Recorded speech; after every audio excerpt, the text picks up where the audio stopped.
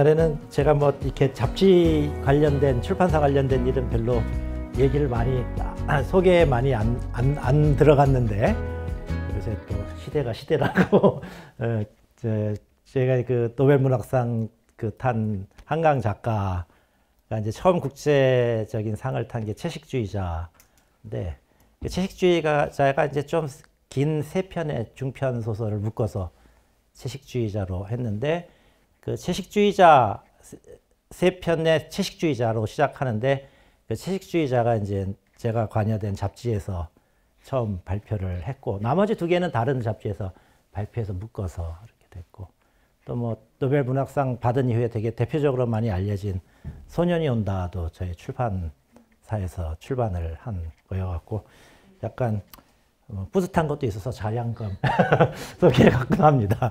사실 저는 뭐 문학 전공은 아니고요.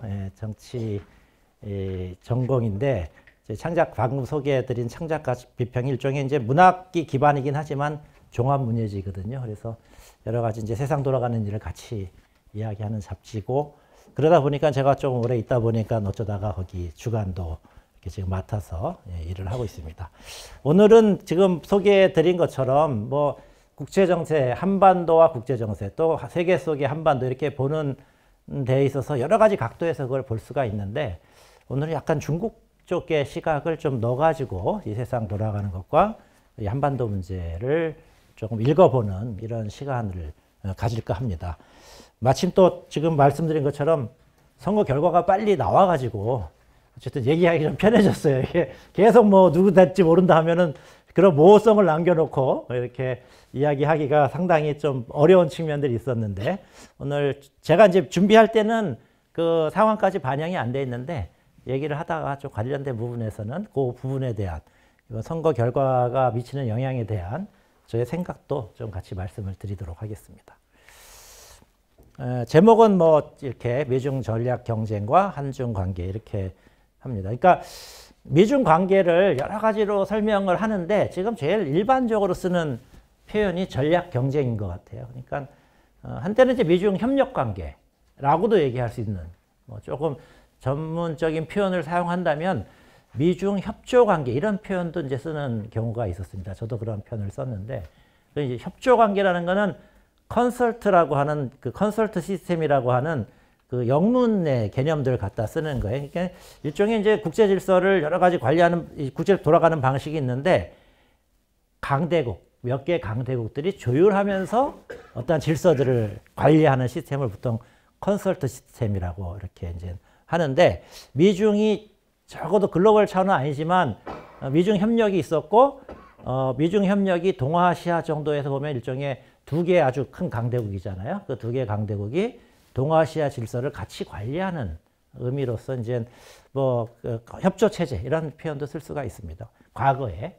그러니까 한 5, 6년 전만 해도 그런 개념으로 미중 관계와 우리 동아시아 질서를 설명할 수가 있었던 것 같아요. 근데 이제 지금은 모두가 그 시대는 이제 끝났다고 보는 거죠. 그래서 그러면 그 협력 관계 또는 협조 시스템, 협조 체제 이런 것들이 무너졌다면 그 다음은 뭐냐? 이제 뭐라고 딱 얘기할 수는 아직 없죠. 되게 상황이 가변적이기 때문에. 근데 그때 지금에선 그래도 가장 일반적으로 쓰는 것이 이제 전략 경쟁이라는 표현을 씁니다. 이 전략 경쟁이라고 쓴 거는 당장 미국과 중국이 뭔가 큰 패권 경쟁에 바로 돌입했다. 이렇게 보기는 좀 어렵다라는 생각인 것 같아요. 그래서 그런 느낌이 좀 있습니다. 전략 경쟁에 대해서. 그래서 제가 이제 오늘 요 부분이 제가 오늘 얘기하는 것의 중심인데 쉽게 얘기하면 전략 경쟁이라는 것도 뭐 패권 경쟁이나 전략 경쟁이나 서로 다투는 거잖아요. 싸우는 거잖아요. 일단 알아야 될 게 왜 싸우는가를 좀 알아야 될 거 아닙니까? 왜 싸우느냐. 그 다음에 싸우는데 어떤 룰이 있느냐. 어떤 방식으로 미국과 중국이 지금 경쟁하느냐. 이게 있고 그리고 사람들이 정말 많이 궁금해하는 것 중에 하나는 누가 이기냐 이런 겁니다. 요 세 가지를 제가 미중 전략 경쟁 부분에서 좀 말씀을 드리려고 하고 이 영향이 우리한테 굉장히 크잖아요.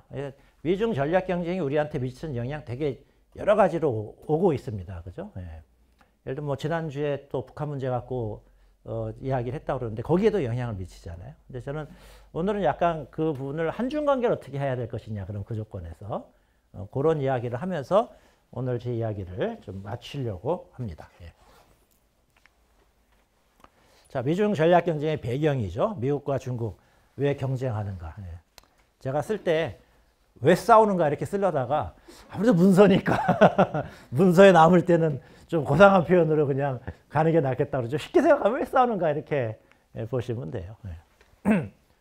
지금 이제 이 큰 배경은 뭔가 세계 질서가 크게 변하고 있다라는 거죠. 예. 이번 강의 첫 제목을 보니까 30년의 질서 이렇게 얘기하는데 그 30년의 질서를 만약에 지금부터 따지면 대체로 이제 90년대 초반, 그죠? 90년대 초반 이후서부터 유지됐던 어떤 질서가 이렇게 지금 더 이상 유지되지 않고 유지될 수가 없고 새로운 국면으로 전환됐다. 이거는 되게 지금 보편적인 인식인 것 같습니다. 그래서 지금 보시니까 뭐 연배들로 이렇게 보시면은 조금 젊으신 분도 있지만 그래도 우리가 세계 국제적 감각을 냉전 시대에도 다 살아보신 분들이 대부분인 것 같고, 그죠? 예. 소위 이제 포스트 냉전 또는 탈냉전 시기라고 하는 90년대 이후에 소련 시스템이 붕괴된 이후죠, 그죠? 예. 그 위도 이제 대충 뭐 살아보신 것 같고, 그죠? 예. 지금 이제 새로운 단계로 들어갑니다. 우리가 이제 2차 대전 이후를 생각하면 그렇게 나누어서 볼 수가 있을 것 같아요. 그래서 그럼 뭐에서 뭘로 변하느냐를 설명할 수 있어야 되잖아요. 그것을 설명하는 방법은 사람마다 조금 다를 겁니다. 그죠? 지난 탈냉전기의 30년의 가장 중요한 특징이 뭐냐? 그리고 그 특징이 지금 유지되지 않고 있기 때문에 새로운 체제다. 이렇게 얘기하는 거예요. 새로운 상황이다. 그럼 그 30년 동안의 체제, 탈냉전 시기의 가장 국제질서의 핵심적 특징은 뭐냐? 사람마다 좀 다르게 설명할 수는 있어요. 근데 저는 뭐 많은 사람들이 이렇게 보고 포스트 냉전, 탈냉전 시기의 국제질서를 설명하는 핵심적인 키워드는 미국의 헤게모니, 그죠? 미국의 패권, 일극 체제라고도 하죠.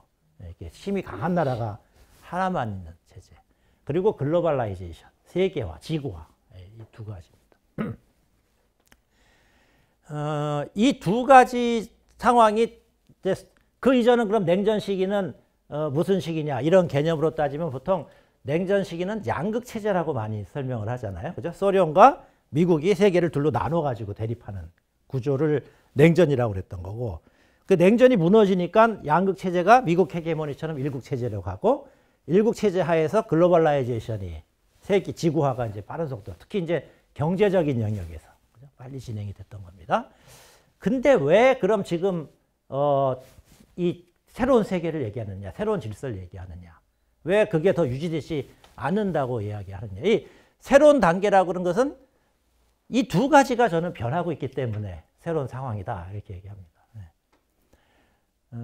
이 포스트 냉전 시기의 종결이라는 표현은 재작년에 발표된, 제가 뒤에서도 말씀드리겠지만 미국의 국가 안전 전략, 안보 전략, 국가 안보 전략이라고 한 4년 주기로 내는 그 대정책에서 가장 기초가 되는 문헌건이라고 볼 수가 있는데, 백악관이 발표하는 거기서 쓴 표현입니다.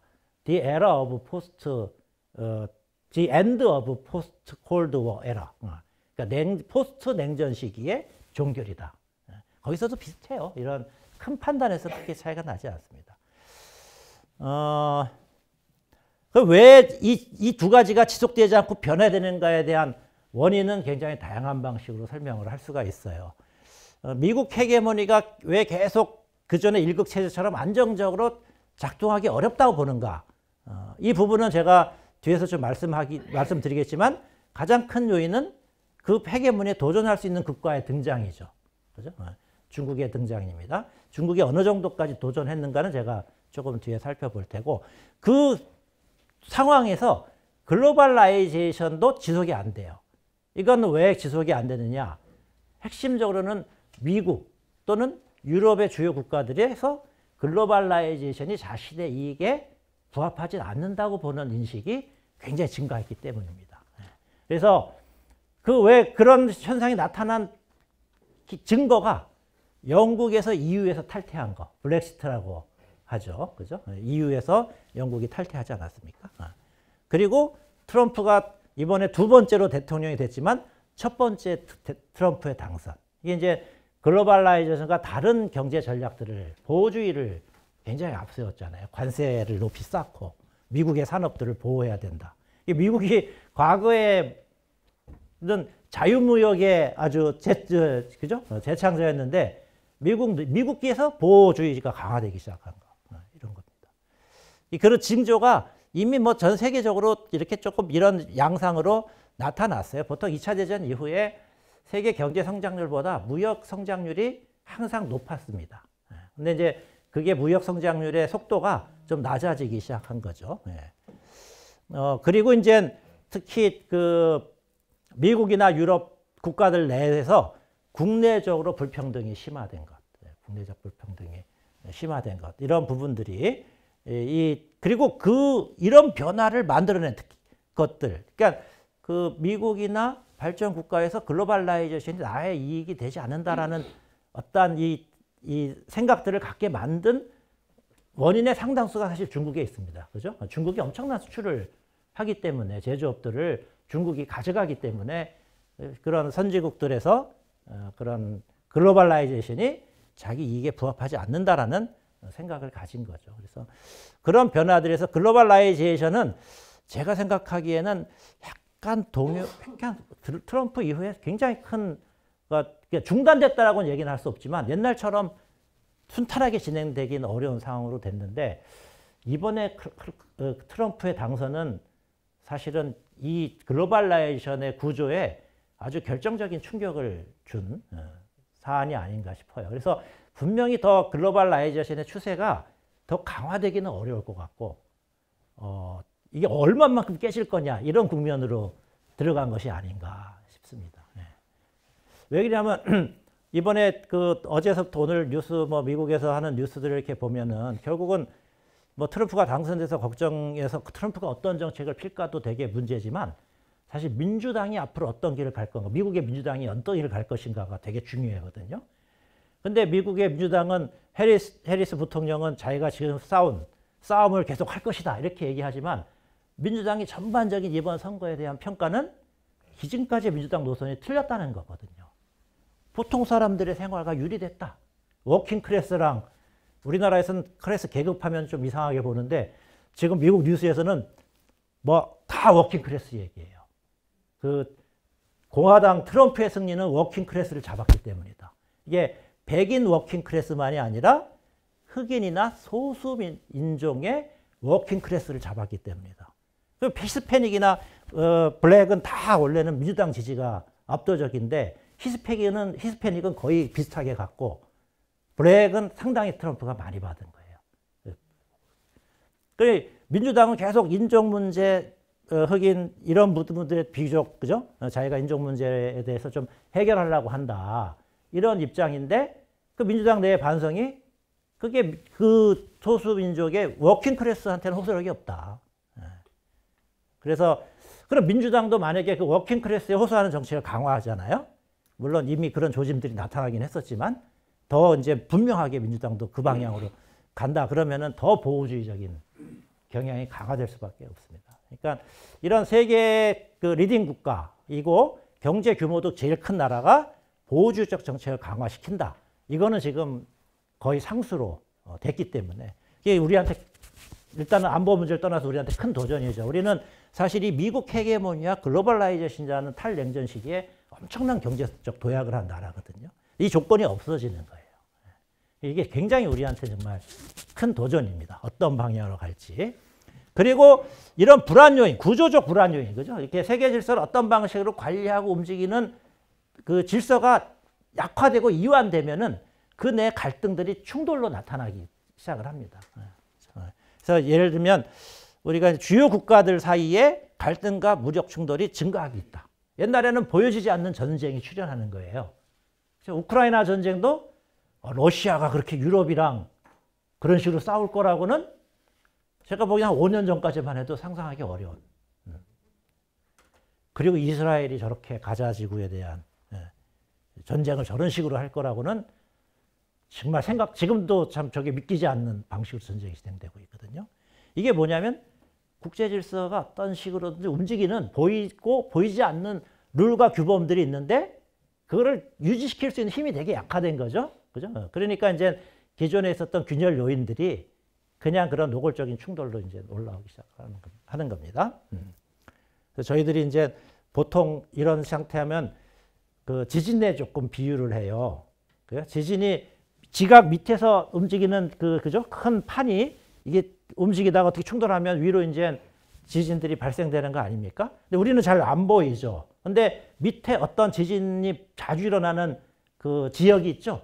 그 지각들이 서로 떨어져 있다가 부딪히거나 엇가지는 그 이제 단층대라고도 하고 그래서 이걸 비유해갖고 지정학적 단층대라는 얘기도 합니다.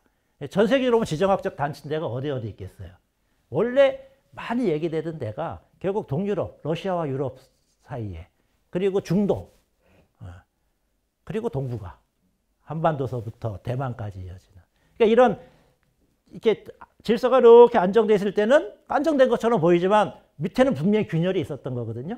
근데 이 표면의 안정을 유지시키는 힘이 약화되면 이 단층대가 이제 움직이면서 지진과 같은 충격들을 큰 방향으로 움직이는 거예요. 그래서 벌써 두 군데에서 큰 충돌이 일어난 겁니다. 그죠? 동유럽 지역과 중동 지역에서. 지금은 이제 한반도랑 타이완 이 라인이 이 단층대에서 관리가 될 수 있을 것이냐 안 될 것이냐 이런 문제가 있고 이것에 가장 큰 영향을 미치는 게 뭐겠습니까? 미국과 중국과의 관계가 되겠죠.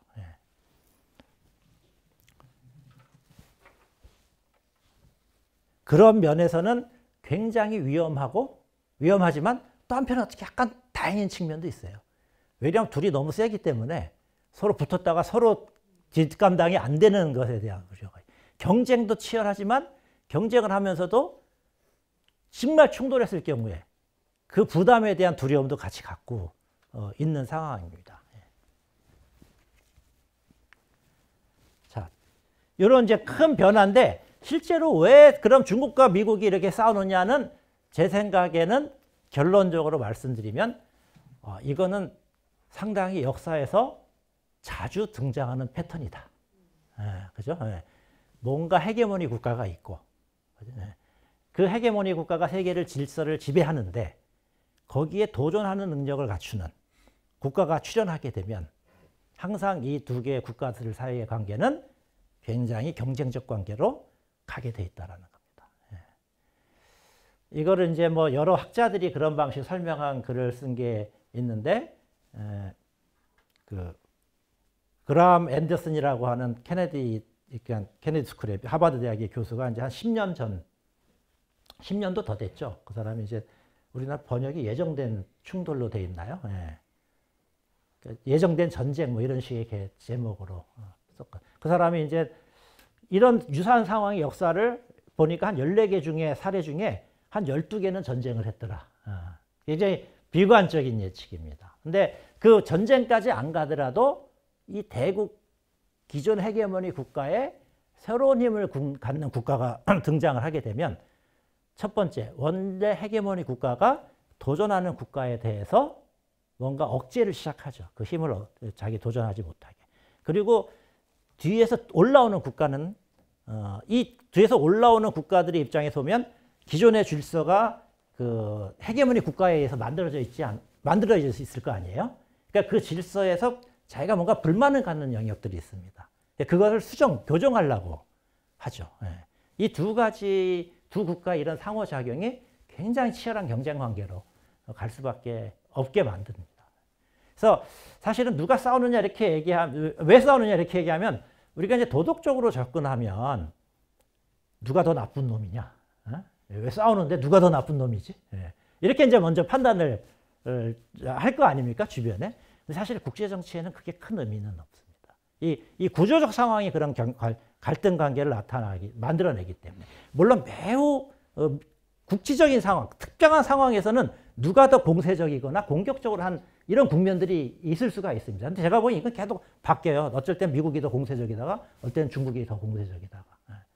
그러니까 이 상황, 환경, 누가 더 나쁜 놈인가를 이렇게 따지는 것이 큰 의미가 없는 것이 이런 강대국 간의 경쟁 관계라는 거죠. 그래서 이 상황을 보면 사실은 제가 이제 한참 2000년, 2021년이 경쟁 관계가 막 치열하게 진행되는 시기잖아요. 네. 그래서 그 상황에서 한 20년 사이에 어떤 변화가 있었는가를 간단하게 정리를 한 건데 GDP 비교를 해보면 2000년도에는 중국의 GDP가 미국의 GDP의 12%밖에 안 됐어요.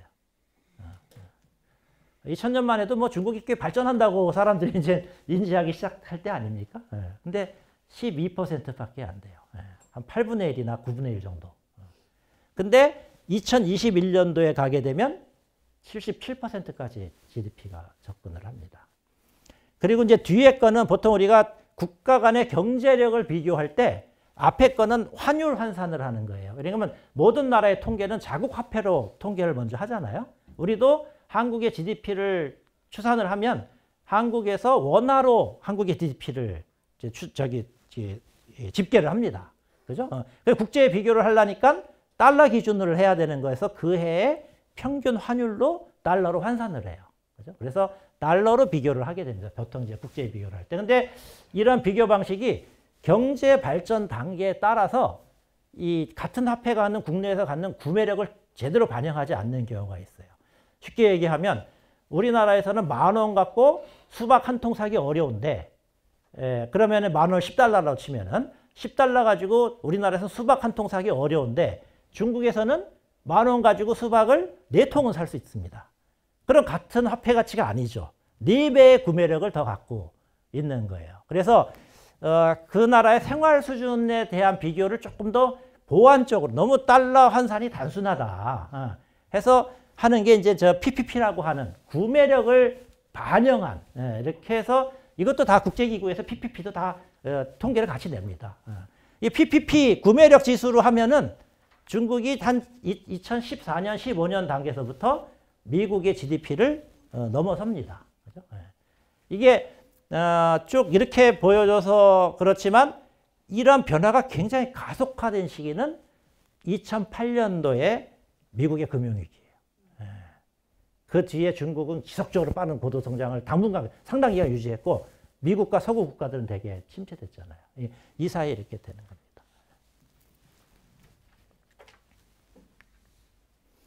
다만 이제 자꾸 GDP 비교를 해서 저도 GDP 비교를 소개를 하는데 그럼 뭐 중국의 GDP가 미국의 GDP를 넘어서면 큰 변화냐? 저는 그렇게 상징적으로는 큰 변화지만 큰 의미는 없다. 저는 그거 되게 논란이 되는데 뭐 언젠가는 중국의 GDP가 미국을 GDP를 넘어서게 설 거라는 거에 저는 더 가능성을 겁니다.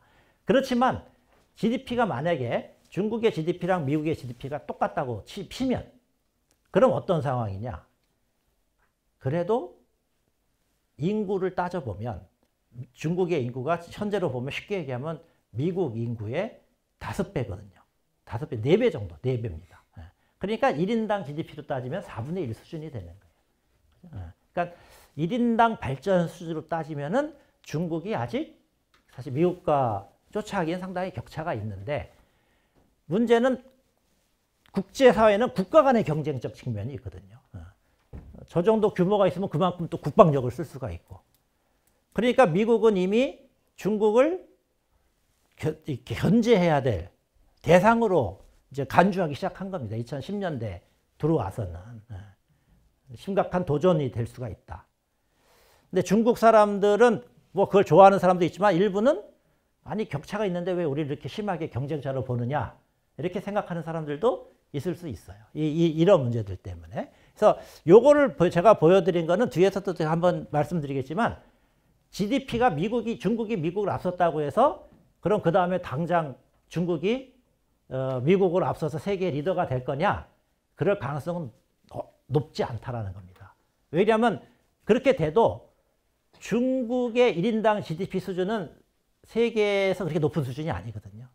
사실은 리더가 되려면 좀 본인도 좀 여유가 있고 또 새로운 어떤 여러 가지 정신적, 문화적 가치들을 만들어낼 수 있어야 되잖아요. 근데 그런 부분에서는 아직 중국이 제약이 되게 많아서 이게 다른 나라에 쉽게 저 나라를 따라갈 만한 나라, 모범적인 나라 이렇게 보여지기에는 그래도 상당히 시간이 많이 걸릴 거다라는 생각입니다. 그래서 미국과 중국의 이 경쟁에 상당히 특수성이 있습니다.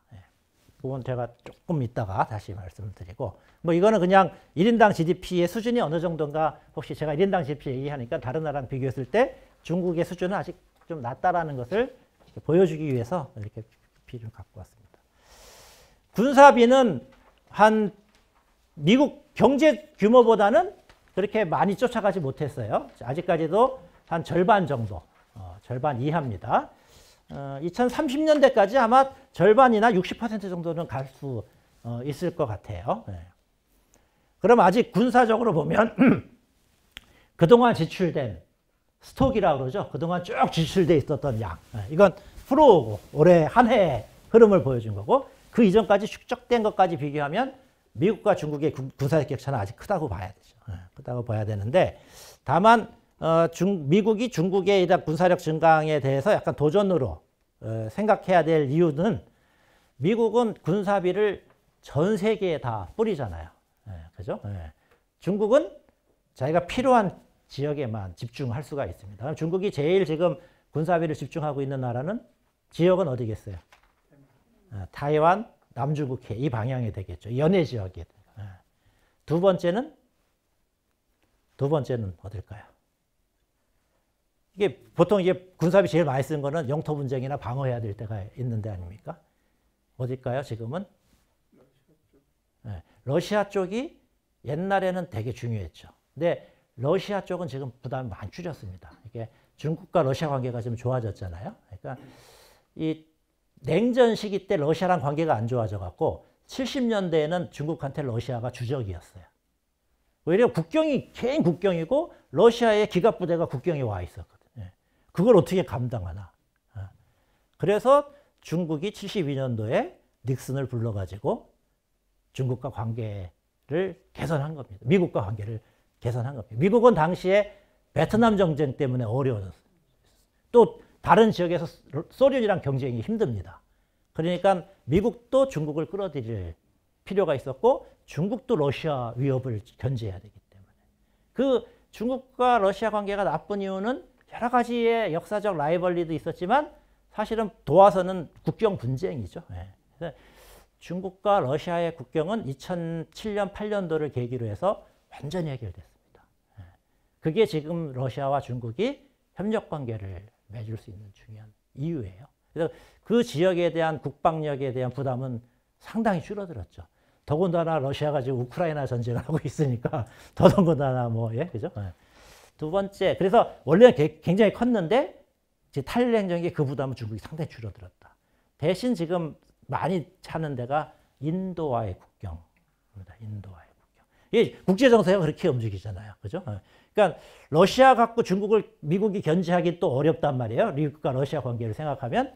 최근에 3, 4년 동안에 미국이 많이 한 게 인도를 끌어들여서 중국을 역량을 이렇게 분산시키는 효과도 있는 거죠. 그래서 중국이랑 인도 국경 문쟁이 2000년도 이후에 굉장히 심해졌어요. 그래서 근데 인도도 정말 그 국경은 정말 상상을 초월하는 국경입니다. 국경선이 해발고도 5,000m에 거져 있어요. 원래 사람도 안 사는 지역입니다. 어쨌든 이제 국경이라고 영토 분쟁이 됐으니까 위해서 그러고 싸우고 있는 건데, 인도도 거기다가 군대를 파견하려면 엄청난 비용이 들어요. 그래서 최근에도 인도도 이거 도저히 지속 못하겠다. 그래갖고 인도랑 중국이 최근에 그 국경을 영토 분쟁을 해결한 건 아니고 거기서 그만 싸우자. 물러나자 서로. 그래서 그 영토의 아주 긴장은 상당히 낮췄습니다. 어쨌든 국가적 입장에서 보면은 자기 제한된 군사적 자원을 어떻게 분배하고 하느냐의 문제가 있는데, 그 점에서는 중국이 미국보다는 좀 유리한 측면이 있는 거죠. 그죠? 특히 이제 이 동북아시아나 동아시아의 경쟁에서. 그래서 이 지역에서 중국이 지금 미국에 대해서 군사적으로 앞섰다고 얘기할 수는 없어요. 그렇지만 상당히 쫓아가고 있다. 이런 문제들이, 이런 게 이제 중국의 미국 추격의 구체적인 내용입니다. 그러니까 이런 상황들이 계속 대기였기 때문에 한 10여 년 전 이전서부터 미국에서는 계속 중국을 어떻게 관리해야 될 것인가. 옛날 같은 협력 관계로 관리해야 되느냐 아니냐 이런 문제들이 이미 제기가 돼 있었던 겁니다. 그래서 2008년도 이후에 미중 경쟁에 대한 관리를 나름대로 미국도 시도했고 중국도 시도했어요. 어떻게 하면 미국은 자기가 주도하는 질서 내에서 중국이 행동하게 만들 것인가. 그죠? 그래서 그때 나온 얘기가 많이 혹시 들어보신 얘기는 G2는 좀 들어봤잖아요. G2. 또 미국에서 얘기한 건 이익상관자, 책임 있는 이익상관자. 그러니까 이익상관자란 뭐냐면 너희들도 지금 국제 질서에서 경제 발전하지 않았느냐. 그죠? 미국이 주도한 경제 질서 내에서. 그러니까 너도 이 국제 질서를 유지하는데 기여해라 이제. 그죠? 경제적으로나 군사적으로. G2는 약간 그런 걸 조금 더 대중적으로 표현한 거죠. 세계 질서를 둘이서 잘 계속 관리하자. G2라고 하면 이제 야 우리 G2 하자 그러면은 중국이 좋아했겠어요? 나빠 싫어했겠어요? 그냥 우리 상식적으로 보면 좋아했겠죠. 그게 이제 우리의 상식이잖아요. 근데 사실은 중국이 거기에 반응을 안 했어요. 왜 그랬겠습니까? 그러니까 비용을 왜 지불해야 되느냐. 그리고 내가 더 비용을 지불할 것 같으면 너희들이 나한테 나의 요구도 반영시켜야 되지 않느냐. 그 중국이 이제 그 자기의 요구를 반영시켜야 된다고 얘기할 때에 쓰는 개념이 핵심 이익입니다. 우리의 핵심 이익을 존중해라.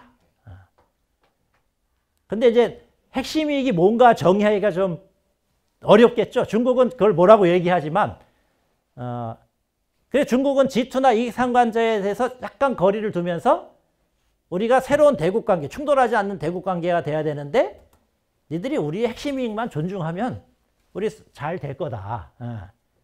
근데 미국에서 볼 때는 또 뭐가 우려가 되냐면 핵심 이익을 인정한다고 하면은 그거에 발목 잡히잖아요. 그런데 이제 들어가 있는 지금으로서는 갈등 요인으로 들어간 핵심 이익 중에 갈등 요인으로 작동하는 게 영토 문제죠. 타이완 문제랑 남중국해. 그거를 인정한다 그러면 미국의 입장에서는 중국의 그 지역에 대한 영유권을 인정하는 어떤 효과가 발생되니까 미국도 중국이 얘기하는 신형 대국관계, 충돌하지 않는 대국관계 좋은데 핵심 이익을 존중해? 그건 우리 조금. 그래서 이렇게 얘기하다가 그냥 어떤 새로운 질서에 대한 합의를 미국과 중국이 만들어내지 못한 겁니다. 2008년도, 2009년도, 2010년도. 그러다가 미국에서 이게 중국이 너무 견제받지 않고 성장한다. 왜 견제를 받지 않았느냐? 2000년대 초반서부터 지금 2008년도, 2010년도까지 쭉 오게 되면 미국이 중국을 견제하기 어려운 여러 가지 문제가 있었습니다. 뭐가 있었을까요? 왜 2000년대 중반서부터 2010년도 사이에 왜 미국은 중국의 성장을 견제하기가 어려웠을까요? 어떤 문제가 미국의 발목을 잡았을까요? 예, 그게 두 번째입니다. 두 번째. 그 전에 뭐가 또 하나 있었어요. 9.11에서 지속된, 연관된 거죠? 이라크 전쟁. 이라크 전쟁 들어가서 완전히 미국이 망했잖아요. 지금 제가 보기에 미국의 대통령을 2차 대전 이후로 평가하면 제일 그래도 평가 못 받을 사람이 조시 부시 아닐까 싶어요. 그 임기에 이라크 전쟁이랑 금융위기 사고가 2개가 난 거거든요, 미국에. 그러니까 그 사이에 막 미국은 중동에 발목 잡혀 있고 미국 국내가 어려진 사이에 중국은 아프리카, 그죠? 동남아시아, 중남미 이렇게 다 경제력을 가지고 이제 한 거예요. 그래서 미국이 2010년, 11년도에 낸 전략적 개념이 피보트 에이시아라고 하는 아시아로의 축이동. 그러니까 이렇게 중동에 있었던 자원이 이렇게 아시아 쪽으로 돌리자. 근데 너무 이제 아시아를 겨냥한다는 느낌이 있어서 쓴 표현이 그 리밸런싱. 너무 중동에 많은 자원을 넣어놨다. 좀 세계 곳곳에 뿌려야 된다. 균형 있게. 이 정책입니다. 이게 오바마 때 나온 정책이에요. 오바마 때. 이것을 대외적으로 표방한 사람이 힐러리 클린턴이고요. 국무장관이었던 사람. 이건 분명히 표현을 어떻게 하든지 중국의 과도한 성장을, 그죠? 영향력 증가를 억제하자는 목표가 있는 겁니다. 표현이 어떻든지 간에. 근데 오바마의 회고록에서 뭐라고 그랬냐면 이걸 하고 싶었지만 금융위기의 후유증이 너무 커서 이걸 못했다라는 거예요. 그걸 보여준 게 2015년도에 오바마 시기에 발표한 국가 안보 전략이라는 백악관 보고서에서 여전히 미국은 중국의 안정적이고 평화적이고 번영하는 중국의 라이즈를 웰컴한다. 부상을 환영한다. 이렇게 아직까지 그렇게 얘기를 했던 겁니다. 그죠? 계속 협조관계의 이 틀을, 가면을 쓰고 있었던 거죠. 내심은 이미 이제 상황은 변한 건데 그게 안 따라가니까. 그게 이제 여기에 제가 쭉 중국에서 미국도 오랫동안 중국과 협력 관계이기 때문에 그 포지션을 변화시키는 게 쉽지는 않아요. 그죠? 국가의 그런 그랜드 전략을 변화시킬 때는 사람들이 동의하고 그런 방향으로 합의가 되고 움직여줘야 되잖아요. 근데 여태까지는 예를 들면 미국도 중국과 얼마나 경제적 이익이 연관된 부분들이 많겠습니까? 한 번에 바꾸자 그러면 다 따라오겠어요? 안 따라옵니다. 그러니까 이제 그 시간이 걸렸던 거죠. 근데 어쨌든 내부적으로는 중국의 계속적인 관여 정책들은 미국한테 불리하다라는 컨센서스가 미국 내에서 계속 확산됐던 겁니다. 그리고 그것을 제일 처음 표현한 것이 제가 계속 말씀드렸지만 국가 안보 전략, NSS라고 약칭되는 백악관 보고서 2017년도인데 이게 트럼프가 첫 대통령이 된 이후에 나온 보고서예요. 여기서 제가 그냥 쉽게 그냥 이렇게 직관적으로 뭐 이렇게 참고하실 분들은 참고를 하신데 더 좋을 것 같아서 그 관련된 부분을 영어로 그대로 이제 이렇게 했습니다. 다 뭐냐? 중국이 미국의 인도 태평양에서 지위를 대체하려고 시도하고 있다. 그 뭐냐? 경쟁자라는 거죠. 라이벌이라는 겁니다. 그래서 그리고 이제 2021년도 코로나 사태 이후에 나온 것은 중국이 여기요. 요거. The only competitor. 유일한 경쟁자다. 세계에서 이제 중국이. 이런 중국을 경쟁자로 규정하는 명백한 프레임들이 이제 만들어진 겁니다. 시간적 순서를 따져서 논쟁하면 그것도 복잡한 문제인데 저는 오늘은 그거는 왜냐하면 이게 구조적이다는 말씀을 먼저 드렸기 때문에 그 시기에 중국에서도 또 변화가 있어요. 그죠? 중국도 국력이 세지니까 중국의 대외 전략도 과거에 비해서는 공세적이다. 이런 게 나옵니다. 그래서 이제 이 공세적이라는 표현을 해갖고 볼 수 있는 것 중에 가장 핵심적인 중요한 내용은 중국이 요 핵심 이익에 대한, 그죠? 핵심 이익에 대한 강조를 엄청나게 하기 시작합니다. 그래서 뒤에 보시면 양보하지 않는다. 우리는 이 핵심 이익에 대해서는. 이게 뭐냐면, 개혁개방 시기에는 우리가 경제발전하려고 이 부분에 대해서 조금은, 그죠? 이렇게 제대로 대응을 못하지 않았거나 조금 이런 게 있는데, 이제는 양보하지 않는다. 그리고 이제 대만 문제는 그 과정에 더 심각해졌기 때문에 밑에 타이완 문제는 핵심 이익 중에 핵심이다. 핵심 이익 중에 핵심이다. 이게 핵심이란 개념은 실제로 왜 중요하냐면 핵심 이익을 지키기 위해서는 중국이 물리적 수단을 사용할 수 있다는 거예요. 그죠? 군사적 수단 포함한. 그러니까 여기에 갈등이 생기면 상당히 어려워지는 겁니다. 그 양쪽 관계들이. 그리고 이제 과거에는 대체로 지금은 국제 정세 질서의 변화가 상황이 우리에겐 전략적 기회다. 이렇게 얘기했는데 최근에는 중국도 전략적 기회와 위험과 도전이 병존한다. 그래서 이제 안보적 측면들을 굉장히 강조하고 있어요.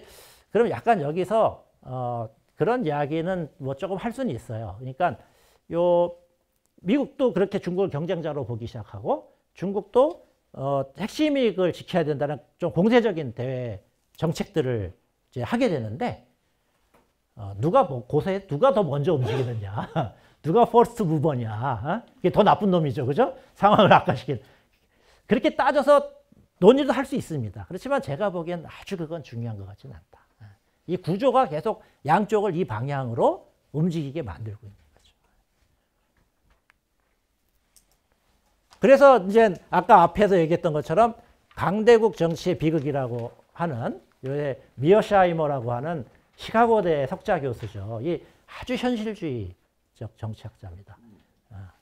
이 양반은 어떤 식의 주장, 이게 우크라이나 전쟁 같은 경우에도 나토의 팽창 시도가 결국 우크라이나 전쟁과 같은 상황을 만들었다라고 보는, 그런 라이벌리적 구조를 만들어놔서 거기서 전쟁이 나타났다. 그 사람 이제 이 정치에서 도덕적인 요소를, 윤리적 요소를 좀 이렇게 제거하고 얘기해야 된다라는 입장이죠. 이 사람의 그런 구조, 어쨌든 이런 대국들이 그냥 특히 이제 이 양반이 이제 현실주의에서도 공세적 현실주의라는 이렇게 분류가 되는데, 왜 그러냐면은 그 일반적인 이제 현실주의자들은 세력 균형이어서 세력 균형만 유지하면은 그렇게 대외적으로 팽창하고 싶지 않은 거예요. 미국 내에서도 그런 전통적인 현실주의도 아직 있습니다. 이렇게 힘을 무한정 확장한다고 해서 미국의 안전이 보장되는 게 아니다. 세력 균형을 유지하는 거에 더 초점을 맞춰야 된다. 근데 이 사람은 그러한 세력 균형이 잘 유지가 안 된다. 왜냐하면 대국들은 항상 불안감을 가지고 있기 때문에 세력 균형에 안주하지 않고 헤게모니를 자꾸 가지려고 한다. 그게 더 안전하다고 본다는 거죠. 그래서 그런 식의 팽창주의 정책들이 이 대국들 사이에 벌어지면은 전략 경쟁을 추진시키고 무력 충돌의 가능성을 높인다는 거죠. 그러면은 이 양반이 제기하는 이 상황에 대한 해결책은 뭐냐? 원래 되게 비관적. 이 사람 역사 얘기할 때는 전쟁이 일어나는 게 거의 당연한 것처럼 얘기해요. 근데 자기도 이 상황에 살고 있잖아요. 미국이랑 중국 전쟁 나면 본인은 뭐 좋겠어요? 그러니까 뭔가 자기도 이 상황이 전쟁으로 안 갔으면 하는 얘기들을 좀 해야 되는 거죠. 근데 사실 이 논리 구조에서는 아주 근본적인 해결 방법들은 안 나옵니다. 그러니까 예를 들면 미국과 중국이 다시 어떤 협력적 관계로 가서 문제를 해결해야 된다. 이런 얘기는 안 해요. 대신 그래도 충돌까지 안 가려면 전략적 오판, 과대망상 서로, 패러노이아 이런 거에 빠지면 안 된다. 위협보다도 더 위협적으로 느끼거나 이렇게 자꾸. 근데 사실은 이게 우리 정치적 상황에서 보면 그런 상황들이 많이 발생하잖아요. 그런 거는 막아야 된다. 이 정도의 제안을 하고 있습니다. 이게 이제 큰 배경이고, 그럼 이제 어떻게 경쟁하는가? 뭐 경쟁의 양상은 뉴스에서 많이 보시기 때문에 제가 뭐 자세하게 말씀드릴 건 아닌 것 같아요. 이게 트럼프 때는 관세 전쟁으로 시작을 했잖아요. 그죠? 관세 전쟁을 해서 1차 관세 전쟁 시작해서 1단계 무역 협상을 2019년도에 타결했어요. 12월 달에. 그리고 1월 달에 이제 실행이 되는 1단계 합의가. 그러면은 미국 쪽의 입장, 중국에서는 당시에 트럼프가 나와서 되게 불확실성이 높고 막 공세적이고 관세 전쟁도 막 상상할 수 없는 정도로 강하게 오고 처음에 좀 당황하다가 결국은 그래도 협상을 해갖고 1단계 무역 협상을 타결했단 말이에요. 그러면 중국 쪽에서 약간 그렇게 생각도 했을 거예요. 원래 미국에서 대통령이 새로 되면 대통령 임기 초반에는 중국에 대해서 공세적으로 합니다. 근데 하다 보면 중국에 힘이 있고 중국에 협력을 해야 될 부분이 있고 하니까 관리되는 국면으로 이제 변하게 되거든요. 그러니까 그 패턴에, 그 사이클에 들어갈 수도 있겠다. 이렇게 생각을 했는데 제가 보기에는 미중, 이게 국제적 관계도 구조도 있지만 좀 우연히 이렇게 있다고 하면은 코로나 문제가 사실은 미중 전략 경제를 가속화시키는 되게 중요한 원인이 됐어요. 이게 왜 이러냐면 코로나가 처음 발생돼 갖고 우한을 봉쇄하고 막 이제 중국이 굉장히 강한 강도로 통제를 했잖아요. 그때 트럼프랑 시진핑이 통화를 해서 트럼프가 전화를 해서 중국 니들 잘하고 있다. 이렇게 얘기했어요.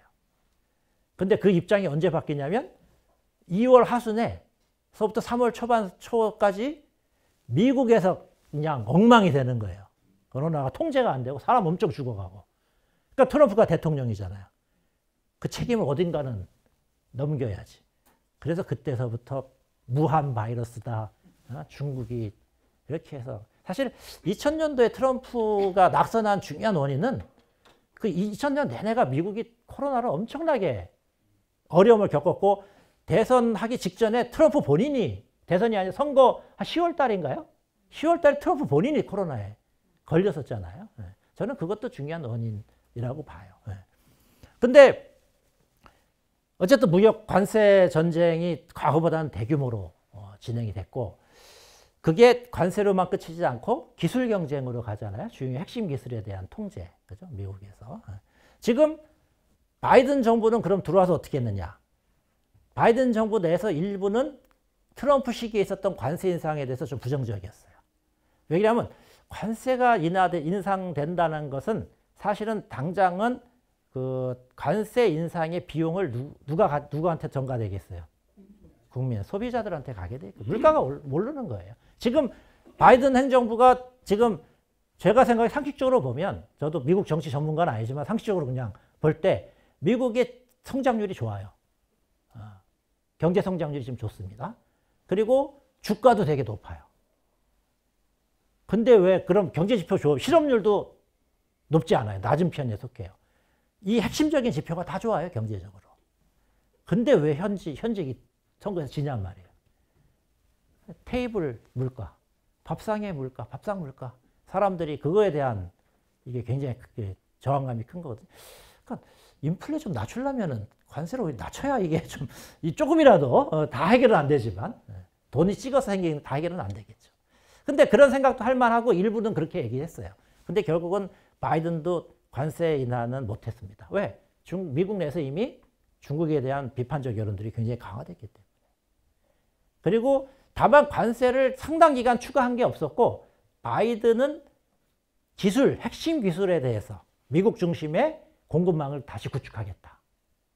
이런 쪽으로 이제 접근을 했죠. 그죠? 최근에 미국에서 관세를 조금 인상했습니다. 그것도 일반 관세 전체에 대한 인상이 아니라 그런 핵심 기술 영역과 관련된 전기 자동차라든지 이 부분에 대해서만 관세를 미국 중국산에 대해서 추가 관세를 부과했거든요. 그러니까 바이든은 일반적인 관세를 가지고 대규모로 이러한 경제 전쟁을 하거나 중국과의 경쟁에 그 관세를 적극적으로 동원하지 않고 타겟팅된 영역에서의 기술 봉쇄 여기에 이제 초점을 맞췄던 겁니다.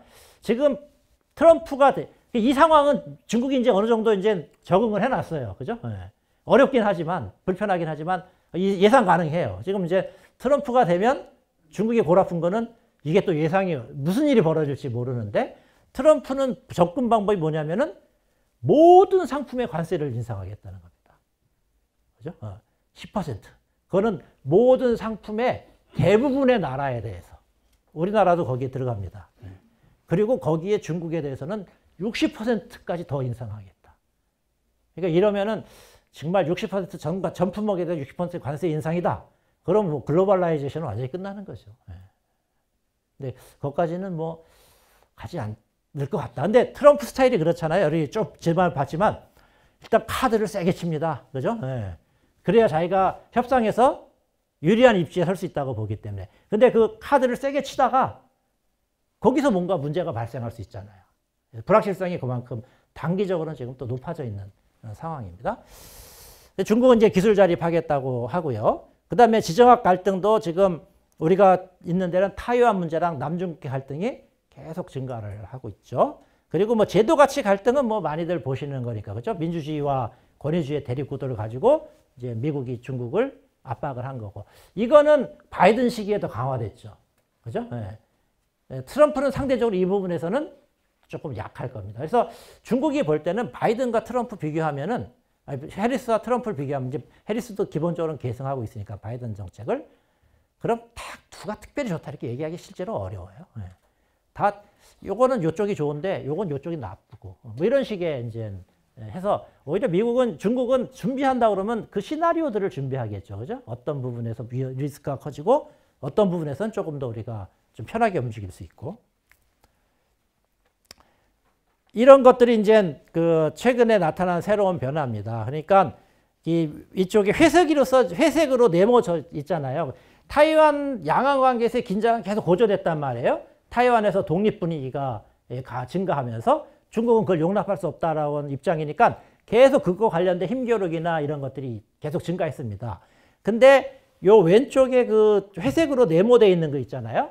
이게 한 5, 6년 전까지는 중국이 저까지만 와서 군사훈련을 했던 거예요.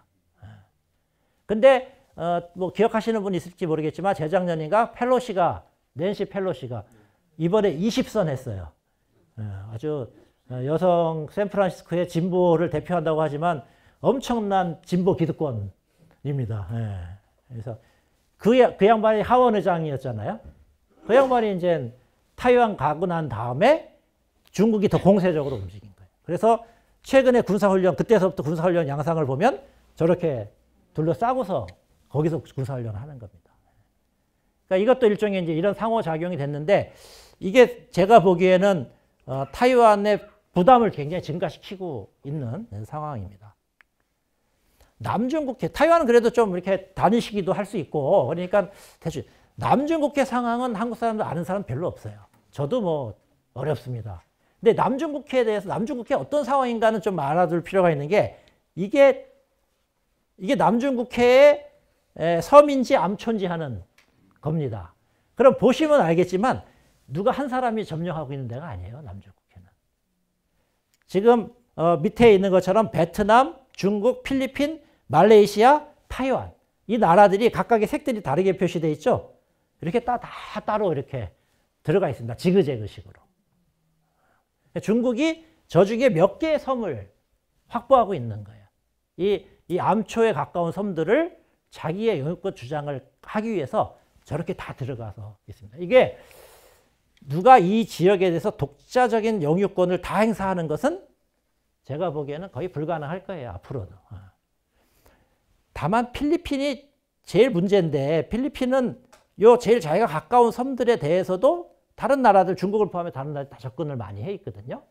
그러니까 이제 필리핀이 몇 년 전에 제소해갖고 판결 났다고 하는 거는 여기를 다 그 판결의 내용은 뭐냐면 이거 다 영유권 주장할 수 없는 암초다. 그러면 이제 이 지역에 대한 우선권을 필리핀이 가져요. 필리핀이 영해에서부터 그 배타적 경제 수역을 선포한 지역은 자기가 경제적 자원을 독점할 수 있으니까. 근데 그 판결에 대해서는 사실은 다른 나라 다 불만이죠. 베트남도 자기가 영유권 주장하고 있는데, 타이완도 영유권 주장하고 있고, 말레이시아도 영유권 주장하고 있고. 근데 여기서 중국이 조금 공세적이다라고 보여지는 거는 아까 그런 갈등이 시작된 이후에 중국이 자, 이게 원래 암초거든요. 네. 자, 암초에 이렇게 활주로 만들어 놨습니다. 네. 병원, 학교 다 사람이 살 수 있는 섬으로 인공적으로 개조를 한 거예요. 세 개를 지금 이렇게 해놨습니다. 중국이 필리핀 같은데 뭐 베트남 같은 데는 이렇게 도피할 수 있는 시설 정도 만들어요. 네. 그죠? 조금 정착할 수 있는 완전히 이제 이렇게 만든 겁니다. 그러니까 여기 주변을 또 미국이 계속 이 영유권 주장을 무효화시키려고 이 영유권 주장에 대한 해양 지역, 해양에서 몇 해리 이내로 미국이 계속 군함을 보냅니다. 1년에 몇 번씩. 이런 게 지금 남중국해에서 우리는 지금 모르지만 보이지도 않고 하지만 이런 일들이 1년에 몇 차례씩 발생되고 있다. 그래서 뭐 이렇게 요거에 대해서 혹시 뭐 나중에 궁금하시면 조금 더 이야기할 수 있는, 제가 이제 결론적으로 말씀드리면 지금의 상황은 미국과 중국이 이런 식으로 경쟁하고 있는 거는 핵심 이익과 관련돼서는 중국이 좀 공세적이고, 그죠? 그러면은 대부분 이게 남중국해, 타이완 이 지역에서는 중국이 되게 적극적으로 움직이고 있습니다. 근데 전체적인 구조적으로 보면은 미국이 패권 전략으로 또 중국을 견제하는 게 큰 배경으로 작동을 하고 있고, 이 두 개가 상호작용을 하면서 경쟁을 하고 있다. 이러면 우리가 이제 이런 큰 두 개의 나라가 경쟁하니까 이거 패권 경쟁, 헤게모니 경쟁으로 막 갈 것이다. 이렇게 얘기를 할 수가 있는데, 전면적 패권 경쟁은 조금 지금 양쪽이 조금 피하는 측면이 있습니다. 왜냐하면 미국은 3C라고 해서 경쟁한다. 그 필요한 경우에 우리가 정면으로 대항한다. 그렇지만 마지막에 코어퍼레이션, 협력도 해야 된다. 협력의 영역이라는 것은 옛날보다 실질적인 내용을 가졌어요. 특히 이제 바이든 행정부에서 보면 바이든 행정부도 기후변화 대응 되게 중요한 이슈잖아요. 어젠다잖아요. 기후변화 대응하려면 모든 지구적인 행위자들이 다 힘을 합쳐야 되는 부분 아니에요. 그러니까 우리가 쉽게 얘기하면 우리 경쟁할 땐 경쟁하고 우리 협력할 땐 협력하자. 이게 이제 미국이 자신의 중국에 대한 어떤 공세적인 행동을 합리화시키는 방법 중에 하나입니다. 중국은 거기에 대해서 그렇게는 그게 분리 안 된다. 여기서 싸우고 저기서 협력하자는 게 말이 되냐. 여기서 협력하려면 여기서도 협력할 수 있도록 해야 된다. 이게 중국이 이제 우리는 경쟁하여서는 안 된다라는 논리를 하는 거고, 미국이 그 협력의 필요성 얘기하고 또 하나 얘기하는 게 뭐냐면 충돌해서는 안 된다. 아까 말씀드린 것처럼 충돌하면 미국도 사실은 멀쩡하기 힘들거든요. 그러니까 이런 미국도 정책이 그렇고 중국은 더하죠. 중국은 지금 절대로 패권 경쟁을 원하지 않습니다. 자기가 중국에 비해서 미국에 비해서 약한 부분을 알기 때문에 뭐 나쁘게 생각하면 최소한 더 시간은 필요하다. 이 정도 생각은 가지고 있어요. 그러니까 중국은 계속 미국에서 경쟁이라는 표현을 쓰는데 미중 관계에 대해서 정부에서는 학자들은 경쟁이라고 인정하기 시작했어요. 근데 정부에서는 경쟁이라는 표현을 사용 안 합니다. 미중 관계에 대해서. 계속 협력해야 된다. 제가 전체적인 흐름은 점점 어떤 방향으로 가냐면 비군사적 경쟁의 중요성이 증가하는 방향으로 오고 있었다. 군사적 경쟁이 없다는 건 아니고 비군사적 측면이 더 결정적인 변수가 된다. 특히 기술적인 측면, 기술 요인이 되게 제가 보기에는 중장기적으로 미중 경쟁의 미래를 결정할 되게 중요한 요소다. 근데 다만 휘발성이 높은 이슈가 여전히 있어요. 아까 반복해서 말씀드리지만 타이완 문제와 관련된 미중 충돌 가능성. 이게 이제 그래서 중국도 어떤 걸 걱정하냐면 이 미중 관계를 다뤄보지 않은 사람들이 미국의 대정책에 중요한 영향력들을 행사하는 것은 되게 불안해합니다. 왜냐하면 자기들의 타이완에 대한 입장을 잘 알지 못하기 때문에. 우리가 쉽게 생각하면 중국 땅덩어리도 저렇게 넓은데 타이완 좀 내버려 두면 안 돼? 우리도 그렇게 생각할 수가 있잖아요. 근데 중국은 역사적으로 볼 때 완전히 그거는 아니거든요. 타이완 문제는 타이완은 중국의 일부분이고 언젠가 통일이 돼야 되고 독립은 절대로 용서할 수 없다. 용납할 수 없다. 이게 특수한 역사적 과정을 통해서 형성된 거거든요. 근데 이제 그냥 갑자기 들어와서 땅도 뭐 그죠? 니들 땅도 넓고 타이완 나눠진 지도 이렇게 오래됐고 체제도 다르고 타이완 보니까 자기들끼리 잘 살고 있는데 니들이 꼭 통일해야 되겠어? 이런 식의 마인드를 갖고 정책을 하게 되면 중국이 물러날 수 없는 또 상황이 만들어지는 거예요. 그래서 미국은 항상 미국이나 다른 나라의 중요 국가의 새로운 정부가 수립되면 그 의사를 전달하려고 중국은 그 의사를 전달하는 게 제일 첫 번째 목표입니다. 너희들이 우리의 타이완 문제에 대한 입장을 정확히 이해해야 된다. 그러니까 중국 관계를 오래 다뤄봤던 사람들은 그런 것을 고려해서 이제 타이완 문제에 대해서 접근을 하는 거죠. 그러니까 이 부분은 만약에 이게 사실은 이제 트럼프 같은 사람은 뭐 타이완 문제를 언제 생각해 봤겠어요. 평소에 생각 거의 안 해본 사람. 그 주변에 있는 사람들도 외교정책적 측면에서는 타이완 문제를 다뤄본 경험들이 별로 없는 거예요. 이러면 되게 미국한테는 그런 게 이제 불확실성을 높이는 요인이 되는 겁니다. 지난번에 트럼프가 한번 해봤기 때문에 이번에는 타이완 문제에 대해서 어떻게 할지는 지난번보다는 조금 더 안정적일 거라고 중국은 기대하겠지만 또 아까도 제가 말씀드린 것처럼 초기에 이제 트럼프가 미국과 중국과의 관계에서 기선을 제압하기 위해서 혹시 타이완 카드를 쓴다. 이러면 상당 기간 또 중국과 미국 관계가 회복되지 어려운 이런 상황으로 빠질 수 있는 거예요. 그래서 그거는 중국도 되게 부담스러워. 자기도 어쩔 수 없이 그렇게 가야 되는 거기 때문에. 그러니까 아마 제가 보기에는 이제 당선되고 나서 지금 또 계속 중국이 이제 미국한테 얘기하는 거는 무슨 관세나 뭐 이런 건 아닐 거예요. 그건 오면 그거 따라 대응하면 되는 건데 타이완 문제에 대해서는 우리 입장은 이렇다. 이걸 계속 지금 트럼프 캠프에 전달하려고 노력을 할 겁니다. 그리고 이제 군비 경쟁 문제도 이게 조금 있어요. 이게 서태평양 지역의 군사적 주도권 확보가 아까 말씀드린 것처럼 중국이 상당히 이제 이 지역에서의 군사적 역량을 이제 비슷하게 간다는 거 아니에요. 그러니까 비슷하게 간다고 하면 주로 이제 지금 이쪽에서 많이 얘기하는 거는 소위 이제 반접근 전략이라고 해서 중국이 자기들의 영향권이라고 생각하는 지역에 미국이 진입할 수 있는 능력을 통제하는 거예요. 그러니까 만약에 지금 타이완까지다. 그럼 타이완 주변으로 미국의 군사력이 이제 굉장히 지금 배치가 되고 있잖아요. 투입이. 그렇게 하기 어렵게 이렇게 만들어가는 겁니다. 그럼 그 전략의 핵심은 미국은 타이완까지 올라면 뭐가 있어야 군사력이 거기까지 올 수 있겠어요? 항공모함이죠, 항공모함. 그죠? 항공모함이 없으면은 뭐 거기까지 와서 할 수 없죠.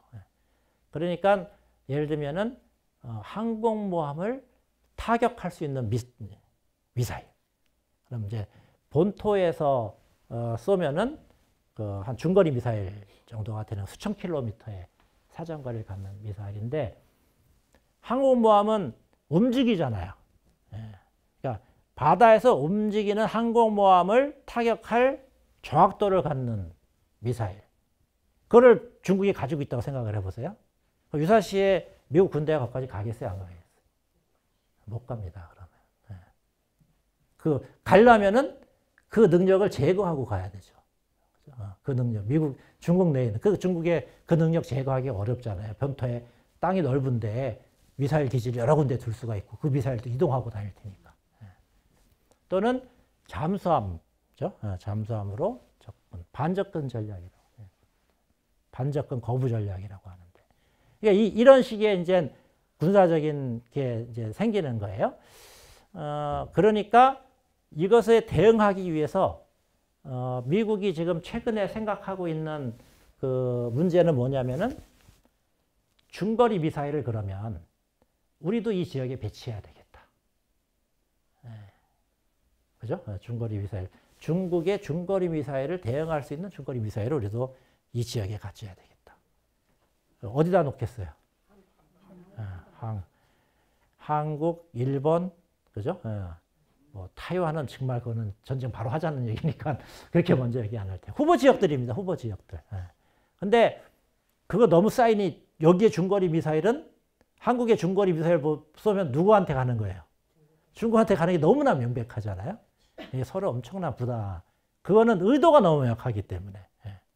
그래서 중국도 미국도 군부에서는 여기다 중거리 미사일을 갖다 놓고자 하는 희망사항들은 계속 있고 아마 우리도 이제 자주는 안 나오지만 가끔 혹시 관심이 있어서 이 중거리 미사일 한국 배치와 관련된 글이 한국에서도 가끔 나옵니다.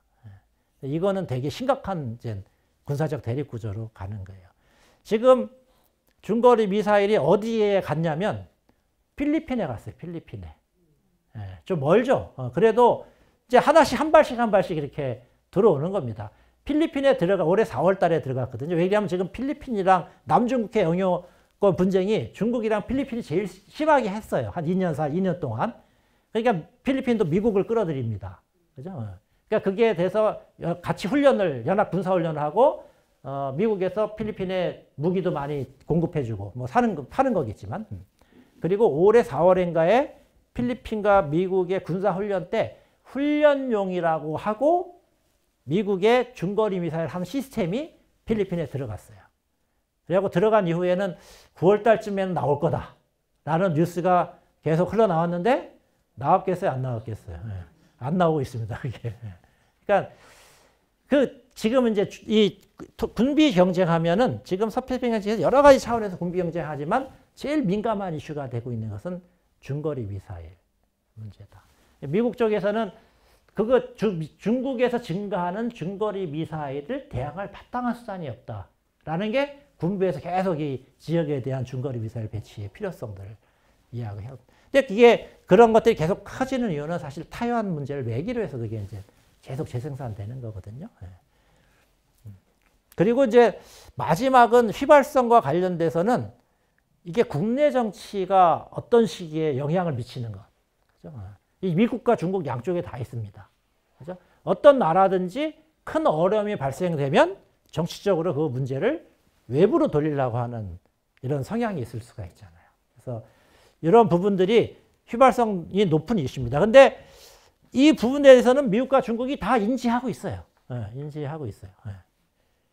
그래서 계속 미국이나 중국에서 얘기할 때 미국도 계속 바이든 정부에 때 계속 뭐라고 얘기하냐면 컨플릭트 하면 안 된다. 우리 신냉전을 추구하지 않는다. 가드레일을 세워야 된다.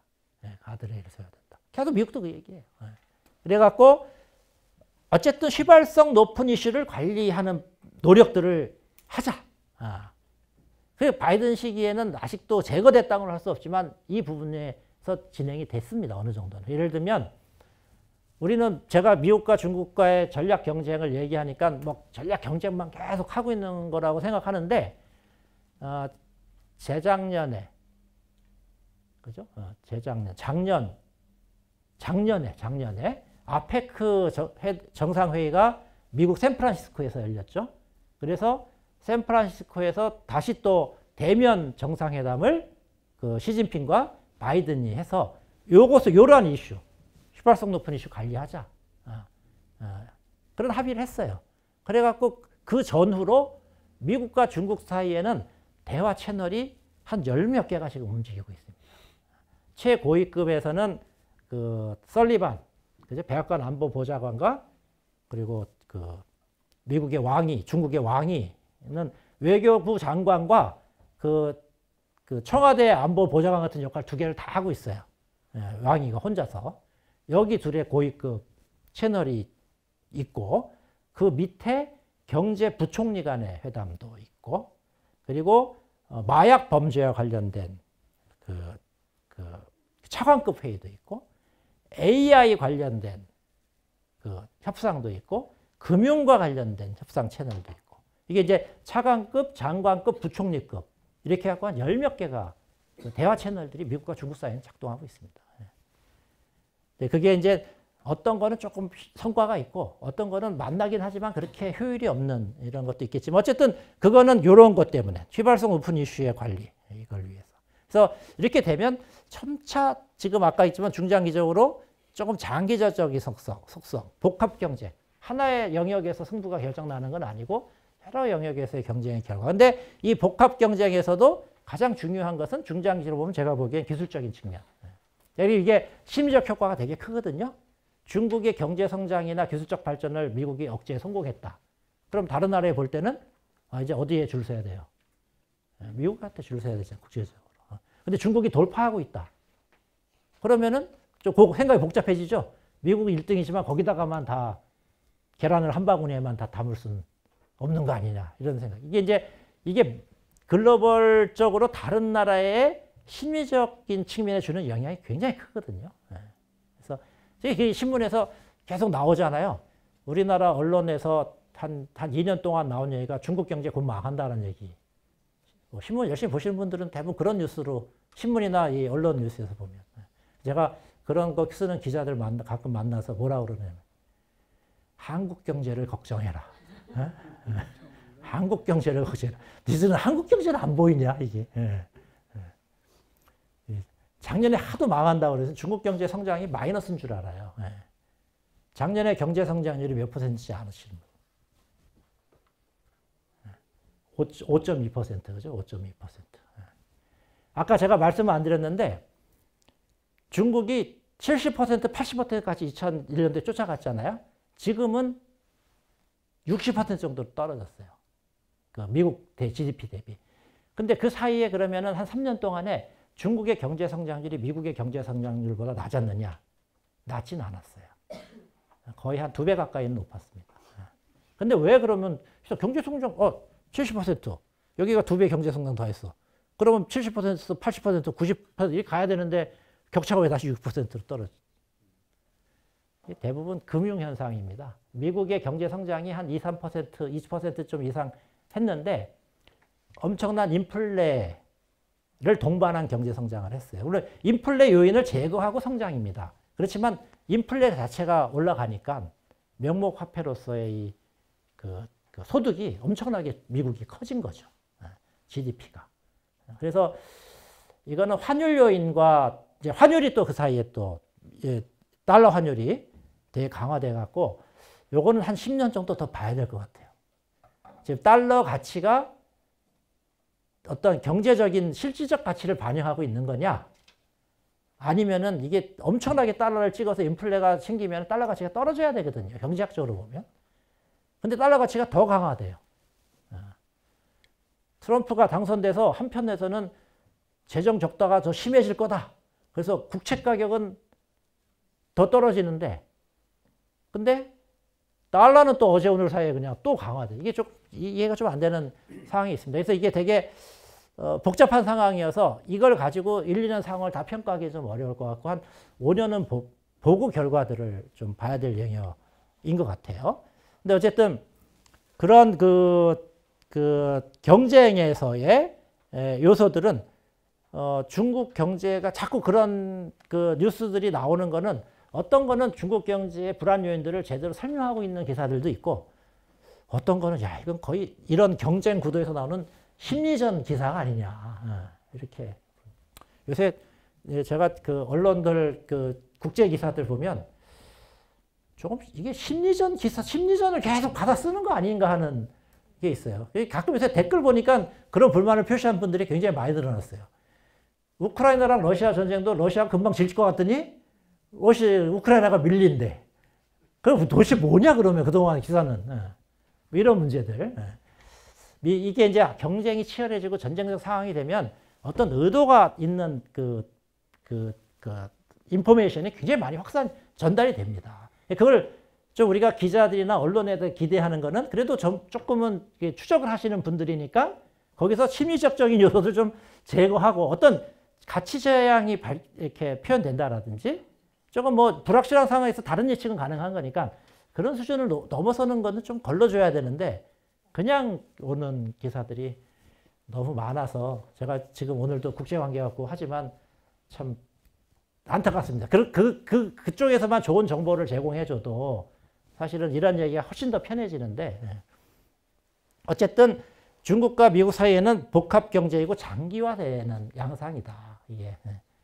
근데 만약에 앞으로 1, 2년 사이에 다시 휘발성 높은 이 이슈가 어떤 식으로 터트리면은 그것도 상황이 다른 식으로 가게 되는 건데 그건 사실은 정상 합리적인 판단에 의해서 원하는 상황은 아닐 거다. 자, 누가 이길 것 같아요? 이제 이렇게 이제 좀 경쟁은 해야 될 것 같고, 그죠? 경쟁의 영역은 제도, 기술 경제, 군사 지정학 이렇게 있는데 군사 지정학은 이거는 붙으면은 이제 다 깨지는 거니까 이걸 어떻게 관리를 어찌라도 해야 되고 제도는 필요할 때는 이게 되게 경쟁적 수단으로 동원되지만 거기에 집착하는 사람들은 없어요. 끝까지 물고 늘어진 사람은 없습니다. 그죠? 항상 중국에도 제도 문제는 우리가 갈등 요인도 좀 있을 수 있잖아요. 그리고 이제 국내 체제 문제와 관련돼서도 우리로서는 해야 될 얘기가 있는 것 같지만 그게 외교 정책이나 안보 정책의 우선순위가 되기는 되게 어렵습니다. 외교나 안보에서 우선적으로 다뤄야 될 것은 전쟁이냐 평화냐의 문제잖아요. 그렇죠? 다른 사람이랑도 평화롭게 살아야 일단 다른 기회가 만들어지는 겁니다. 그러니까 그리고 우리의 입장에서 그렇고 미국도 그럼 미국 중국과 그렇게 막 그 제도 가치를 제기하지만 그게 미국 외교의 항상적으로 핵심적인 위치의 판단의 기준이 되느냐? 그렇지도 않아요. 지금 뭐 이스라엘 전쟁만 봐도 어제 이런 건 어떻게 생각하세요? 어제 이제 백악관의 코비라고 하는 그 국방 이렇게 조정하는 언론 브리핑을 해서 제일 많이 오래 한 사람이죠. 이 양반이 이제 막 그 공격을 받으니까 민주당은 사실은 약간 이 전쟁을 이렇게 원하는 입장은 아니잖아요. 민주당 입장은 불만이 있어요. 네탄 이스라엘에. 근데 오랜 이스라엘 관계 때문에 그거를 어떻게 할 수는 없는 이런 위치니까 이 질문에 상당히 곤혹스럽습니다. 그러니까 이거 가자 이렇게 되는데 미국이 이게 이렇게 하는 게 맞느냐. 그래서 이번에 해리스도 선거에서 그 중동 출신 사람들이 엄청나게 냉담했다라는 보도들도 있잖아요. 그러니까 사실 트럼프는 완전히 친이스라엘을 정책했지만 이 바이든 행정부도 미운 거예요. 이 상황을 해놓고서 해결도 못하고 있으니까.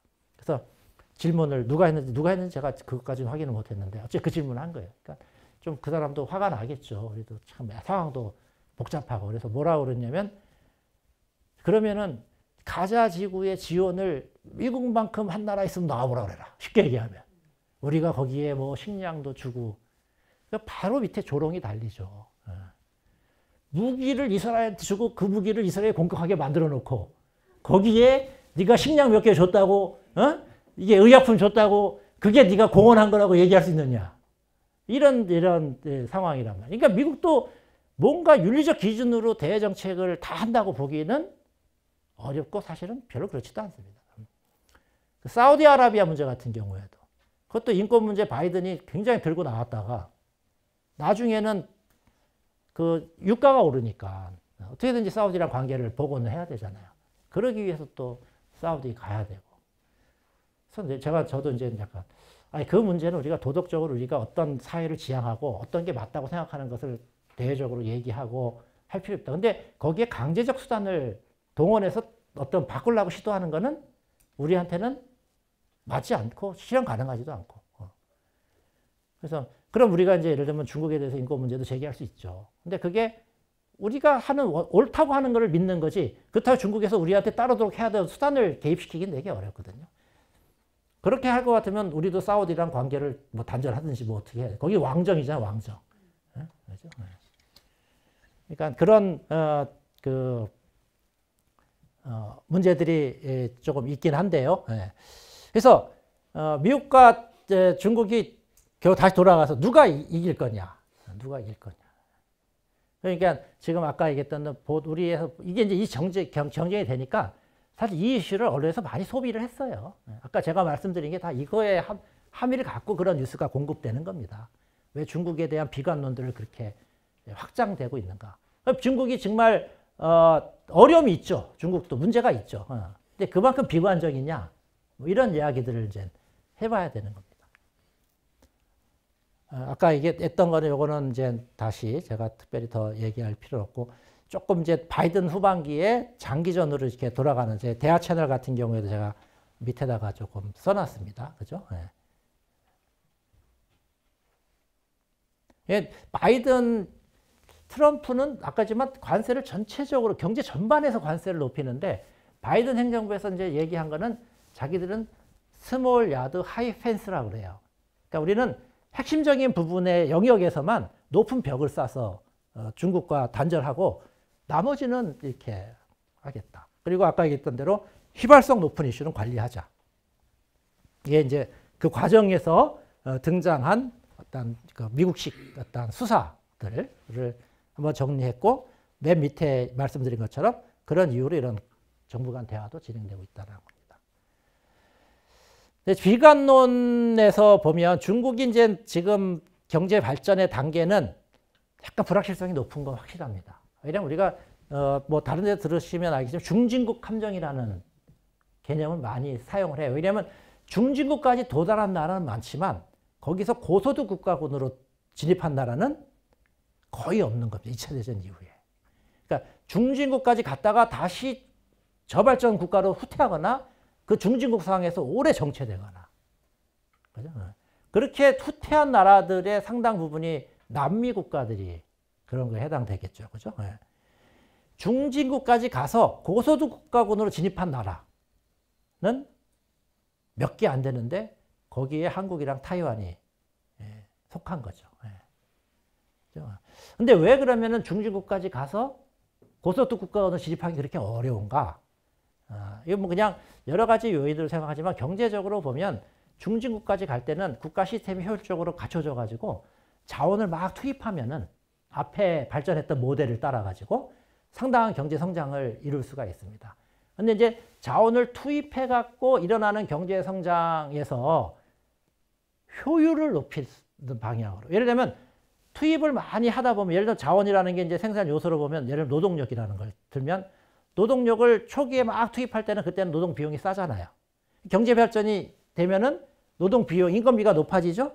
그럼 인건비가 높은 걸 감당할 수 있는 일단 그죠? 질이 좋은 이런 산업이나 이런 쪽이 이제 발전이 돼야 되는데 그럴 때는 기술적 요인이나 뭐 교육이라든지 이런 것들이 이제 작동을 해야 되는 거 아닙니까? 근데 많은 나라들이 토지도 마찬가지. 토지는 처음에 싸잖아요. 그죠?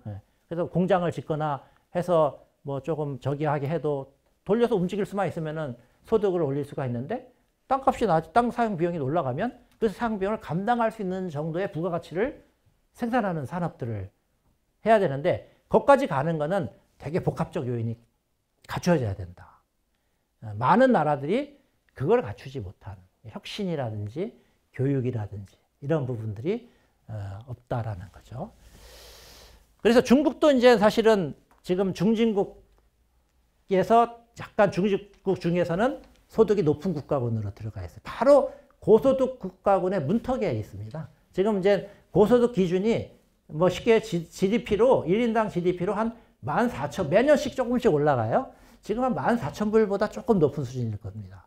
그러면 중국은 지금 13,000불 정도 수준. 그러니까 문턱까지는 왔는데 아직 고소득 국가로 이제 진입은 못하고 있는 상태예요. 그러니까 이 상태에서 결국 중국도 아까 제가 말씀드렸던 그 요인들을 문제들을 해결하지 못하고 오랜 정체 국면으로 들어갈 것이다. 이게 이제 중국 경제를 좀 부정적으로 보는 이런 예고, 그렇게 되면 미국을 경제적으로 영원히 쫓아갈 수 없을 것이다. 예를 들면 중국은 2.5% 성장하고 미국은 1.5%를 성장한다면 2060년까지 미국을 따라갈 수 없다. 뭐 이런 식의 이제 장기 전망이나, 이게 옛날 같으면 이런 전망할 수 없는 게 중국이 2008년도, 9년도, 10년도까지만 해도 거의 두 자리 성장률을 기록했잖아요. 그러니까 그때는 이런 전제가 작동하지 않았죠.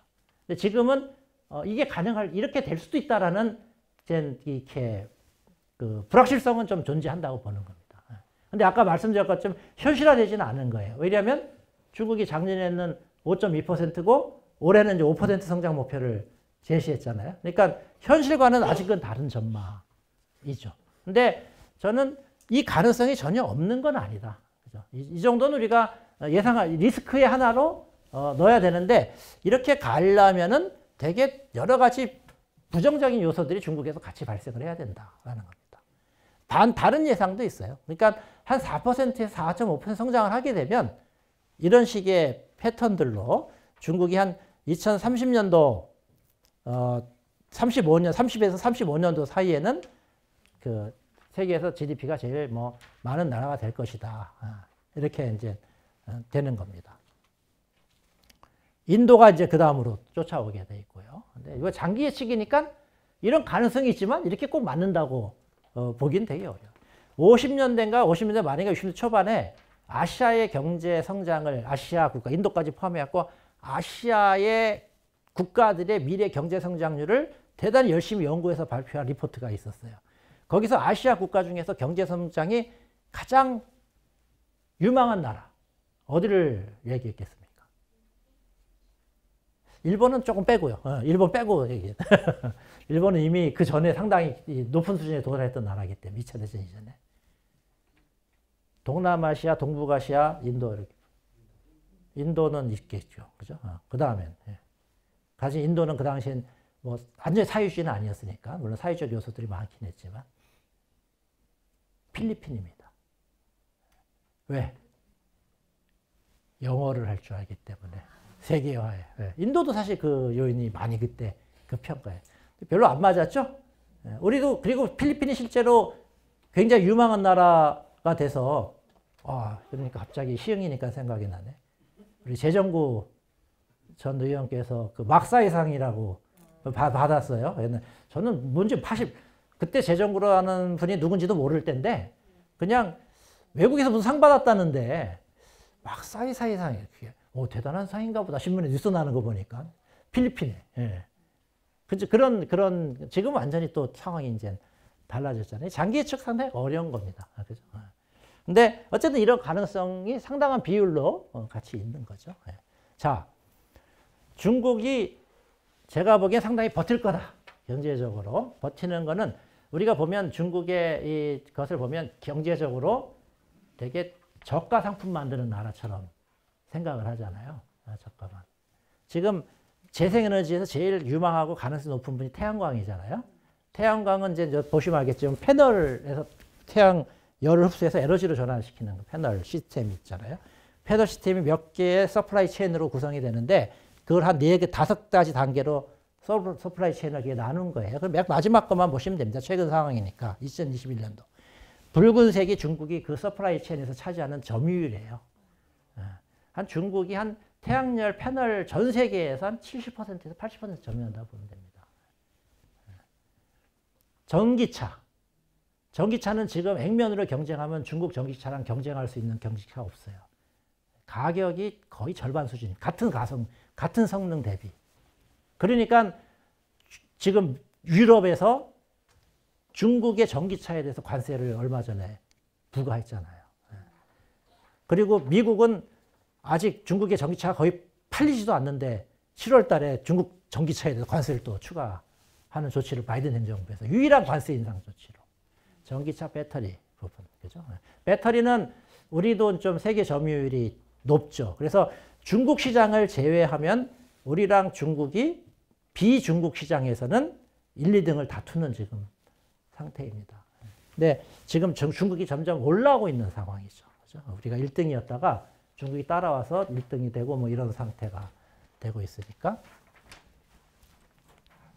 뭐 뒤에 게 이제 전기차 부분입니다. 왼쪽 게 이제 전기차, 세계에서 전기차 만들어지는, 그죠? 이게 그 중국에서 전기차가 비중이 굉장히 높아지고 있어요. 차 판매 이 시장 내에서. 중국에서 되게 전략적으로 성공하는 거죠. 왜냐하면 이걸 위해서 충전소도 많이 만들고 뭐 해가지고. 자, 오른쪽 거는 지금 중국이 자동차 수출 1등 국가입니다. 전기차가 한 상당 비중이 높고, 우리가 자동차 수출 대국 하면은 원래는 독일이고, 그 다음 일본이고, 다 지금 작년서부터 중국이 다 앞섰습니다. 그럼 이게 싼 자동차냐? 그렇지도 않아요. 아주 프리미엄 자동차는 아직 못 만들지만 상당히 가격이, 평균 가격이 높아졌습니다. 그래서 중국이 상당히 기술적으로 많이 쫓아왔다. 이게 이제 중국이 2014년도에 중국 제조 2025라고 해서 혹시 그런 뉴스를 좀 보실 분이 있어요. 그게 이 첨단 산업 부분, 제조업 부분에서 중국이 수입에 의존하는 것을 국내산으로 대체하는 정책이에요. 산업 정책이죠. 그러니까 당시에 미국은 이거를 불공정 경쟁 행위다. 중국 정부가 특정한 기업을 지원해가지고 중국 시장을 대체를 하려고 한다. 그래서 되게 부정적으로 계속 보도를 했어요. 중국도 불공정 경쟁의 소지가 있으니까 그런 것들을 내세우게 되면 한 몇 년 지나서는 중국 제조 2025라는 표현을 공식 문서에서 없애버렸습니다.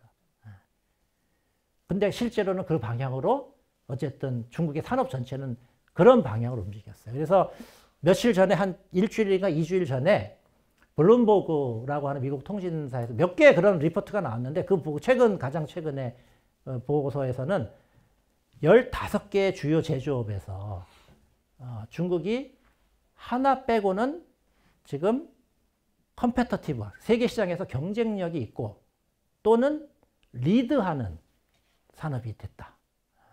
이게 이제 그러면 하나는 14개가 그렇게 된 거죠. 원래 2014년 단계에서는 4개인가 5개 정도가 컴페터티브한 정도의 평가를 받았습니다. 근데 그 중에 그 대부분이 이제 세계 리드하는 게 되고 또 컴페터티브하다고 하는 거고 하나가 아직 도달을 못했다고 그 좀 낙후돼 비하인드 돼 있다라고 평가를 받은 하나의 그 제조업은 항공, 민간 여객기. 중국에서 만들긴 했어요. 최근에. 그렇지만 엔진이랑 소프트웨어 부분을 사실 아직까지 해외 것을 많이 의존하고 있기 때문에 중국의 자체 제조 능력이 굉장히 경쟁력이 세다 이렇게 얘기하기 좀 어려운 상황입니다. 그러니까 이 반도체 부분은 지금 설왕설래해요. 좀 뭐 중국이 뭐 미국의 봉쇄를 뚫고 올라온다. 근데 완전히 뚫고 올라온 데까지는 아직 시간이 걸릴 겁니다. 예를 들면 7나노급 이하에 얼마만큼 중국이 접근할 것인가. 근데 지금으로서는 7나노급 이하의 물건을 대량을 수율 좋게 생산할 수 있는 능력은 아직 갖추기 어렵다. 상당 기간 조금 어려울 것 같다. 그렇지만 그게 중국 반도체 산업이 굉장히 큰 어려움에 빠지는 거냐? 약간의 어려움은 있지만 큰 틀에서는 계속 성장하는 측면도 있다. 왜냐하면 지금 우리가 7나노급 이하의 제품을 만약에 쓴다 그러면은 5나노급 이렇게 쓰는 건데요. 어디서 쓰겠어요? 5나노급 이하의 반도체가 필요한 제품이 뭘까요? 가전제품은 대부분 그 정도까지 필요가 없어요. 네. 자동차도 아니고 AI는 조금 또 다르죠. AI도 이제 AI도 있습니다. 그죠? 네. 근데 그냥 군사시설도 그때 갈 필요 없어요. 스마트폰입니다. 조금만, 조금 덜 사양 좀 나쁜 거 쓰면 되죠. 그죠? 네. 대부분 지금 말씀하신 모든 것들 있잖아요. AI 빼놓고, AI 최첨단 사양 빼놓고, 대부분 말씀하신 모든 거는 레거시 공정에 속합니다. 12나노급 이상의, 24나노, 뭐, 그보다도 높은 가전제품 같은 경우에. 거기는 중국이 지금 엄청나게 빠른 속도로 대체를 하고 추격을 해요. 반도체 그 영역에선 수출도 증가하게 됩니다. 우리나라 삼성이 되게 어려운 게 최첨단 공정 쪽에서는 TSMC에 밀리고 레가시 쪽에서는 중국이 이제 들어오는 상태. 원래 우리가 중국에게 더 싸게 만들 수가 있기 때문에 당분간은 중국한테 더 많이 팔 수 있는 제품들이 많았는데 이제 이 경쟁 구도에서 좀 어려워진 거죠. 그래서 다만 중국의 경제의 불안 요인은 저는 이렇게 기술적인 봉쇄 성장력이 무너진다기보다는 중국 내부의 경제 시스템 약간 불안 요인들이 있습니다. 특히 이제 최근에 문제가 되는 거는 내수 부족, 소비가 올라오지 않는 거예요. 근데 소비를 올리는 건 되게 쉽지 않습니다. 우리나라도 지금 이번에 요새 올해 가장 큰 우리 한국 경제 가장 큰 문제, 소비가 안 느는 거예요. 소비는 왜 안 늘겠어요? 그렇죠. 물가가 비싸고 소득이 있어야 될 거 아니에요. 그러니까 사람들이 소득이 있어야 소비도 늘 수 있는 거란 말이에요. 그러니까 이게 부가 어떤 쪽으로 집중되면은 일반 사람들의 소비는 그렇게 많이 일어나기가 어렵잖아요. 거기에 이제 지금 중국이 아직까지도 해결하지 못한 거는 2010년대 초반 중반까지의 거품, 부동산 거품. 그게 빠지니까 소비가 더 위축될 수밖에 없잖아요. 내 집값이 떨어지고, 그죠?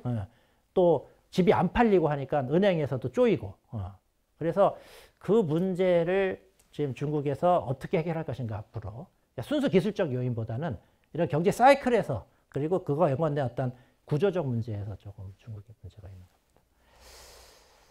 예, 그래서 저는 누가 이길 거라고 생각하면 상당 기간 결판 나기 어려울 거다. 그게 제 생각이고, 결판이 난다면 중국이나 미국의 어떤 힘이 상대방에게 크게 작용해서 결판이 난다기보다는 각각이 가지고 있는 내부 문제가 더 중요할 거다. 미국도 마찬가지입니다. 미국도 지금 내부 문제 잘못하면은 미국도 심각한 문제로 갈 수가 있습니다.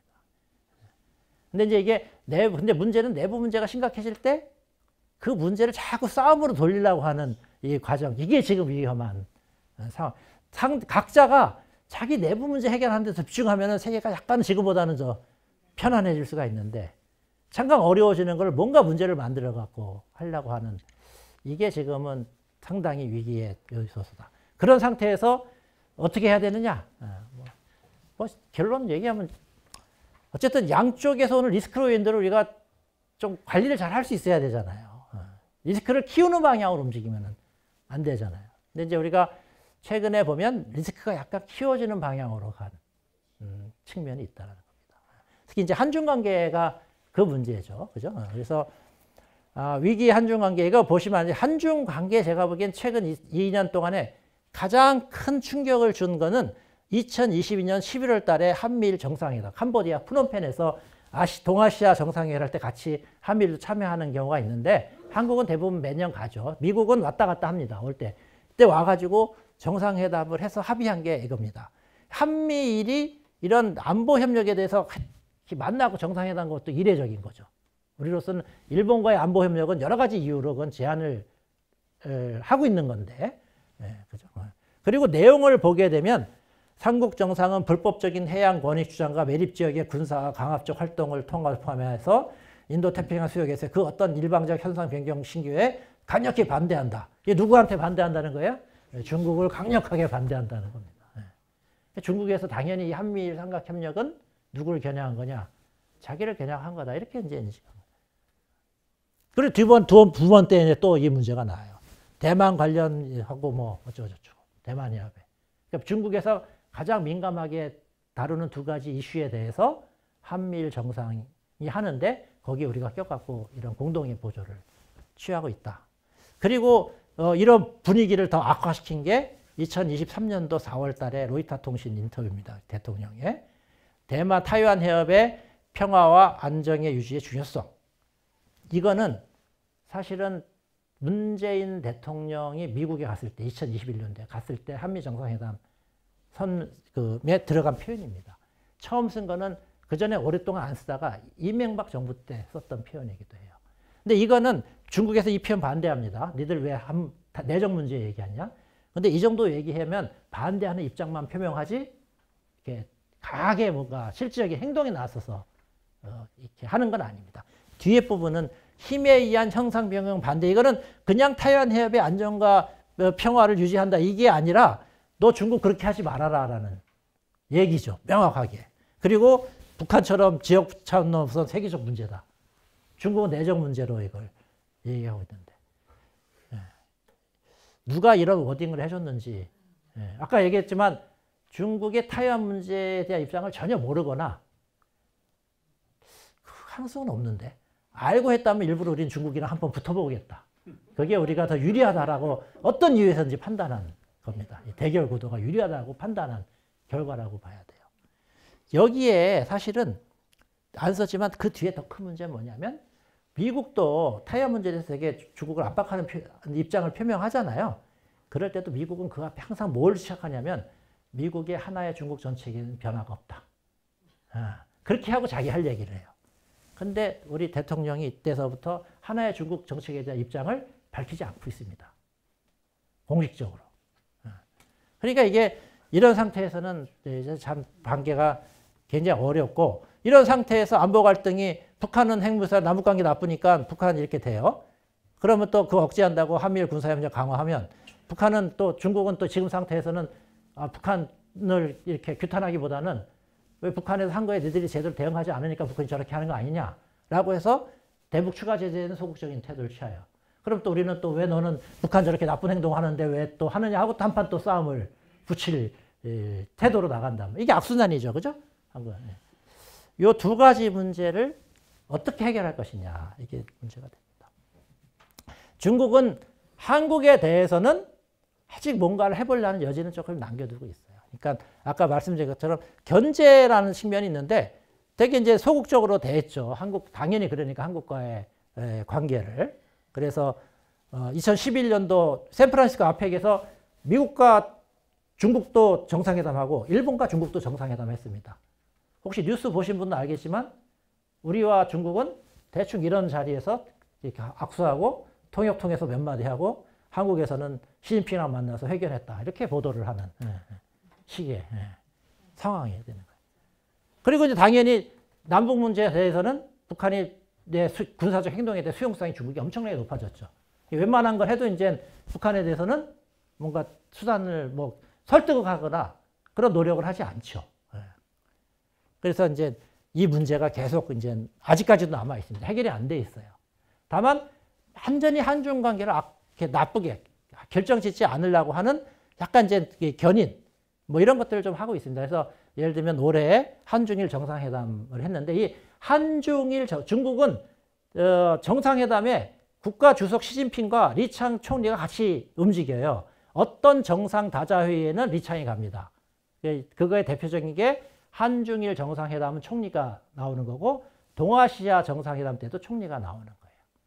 그러니까 리창이 왔다는 것은 정상회담이 이루어졌다라는 어떤 프로토콜에서는 의미가 있지만 시진핑은 아직 안 온 거죠. 최고위급 회담은 진행되지 않은 겁니다. 그리고 이제 지금 널어놓은 거는 타이완 문제에 대한 입장 정리를 통해서 최고위급 회담 재개 가능성은 조금 남겨놨어요. 왜냐하면 내년이 아페크 정상회의가 어디서 열리는지 아시는 분? 경주. 예. 경주에서 열립니다. 그러니까 이거는 아페크 정상회의는 중국에서 시진핑이 참석하는 회의거든요. 정상적으로 하면 와야 되는 거죠. 와서 근데 주최국 정상을 안 만나면 심각한 외교적 사고죠. 그러니까 이 부분은 계속인데 아까 그 문제에 대한 진전된 어떤 태도들을 좀 제가 지지난주에 중국 갔는데 이거 갖고 얘기했는데 거기는 사실은 조금 한국의 이런 다른 의미로 우리 좀 호의적인 양반들인데도 이거 내가 보기엔 어려운데 아직까지는 뭐 이렇게 얘기하더라고요. 그리고 이제 약간 경제협력 필요성 계속 강조하죠. 그래서 엊그제 그 비자 면제도 해줬잖아요. 그죠? 단수 받으려면 비자 한 10몇만 원 줘야 되거든요. 11만 원, 12만 원. 그 비용 없이 이제 바로 아무 때나 시간적인 어떤 이런 거 없이. 그러니까 이런 식으로 지금 아직 하고 있습니다. 제가 이제 결론적으로 뭐 몇 가지 말씀드리면 이것도 간단한 거예요. 탈중국인가 다원화인가.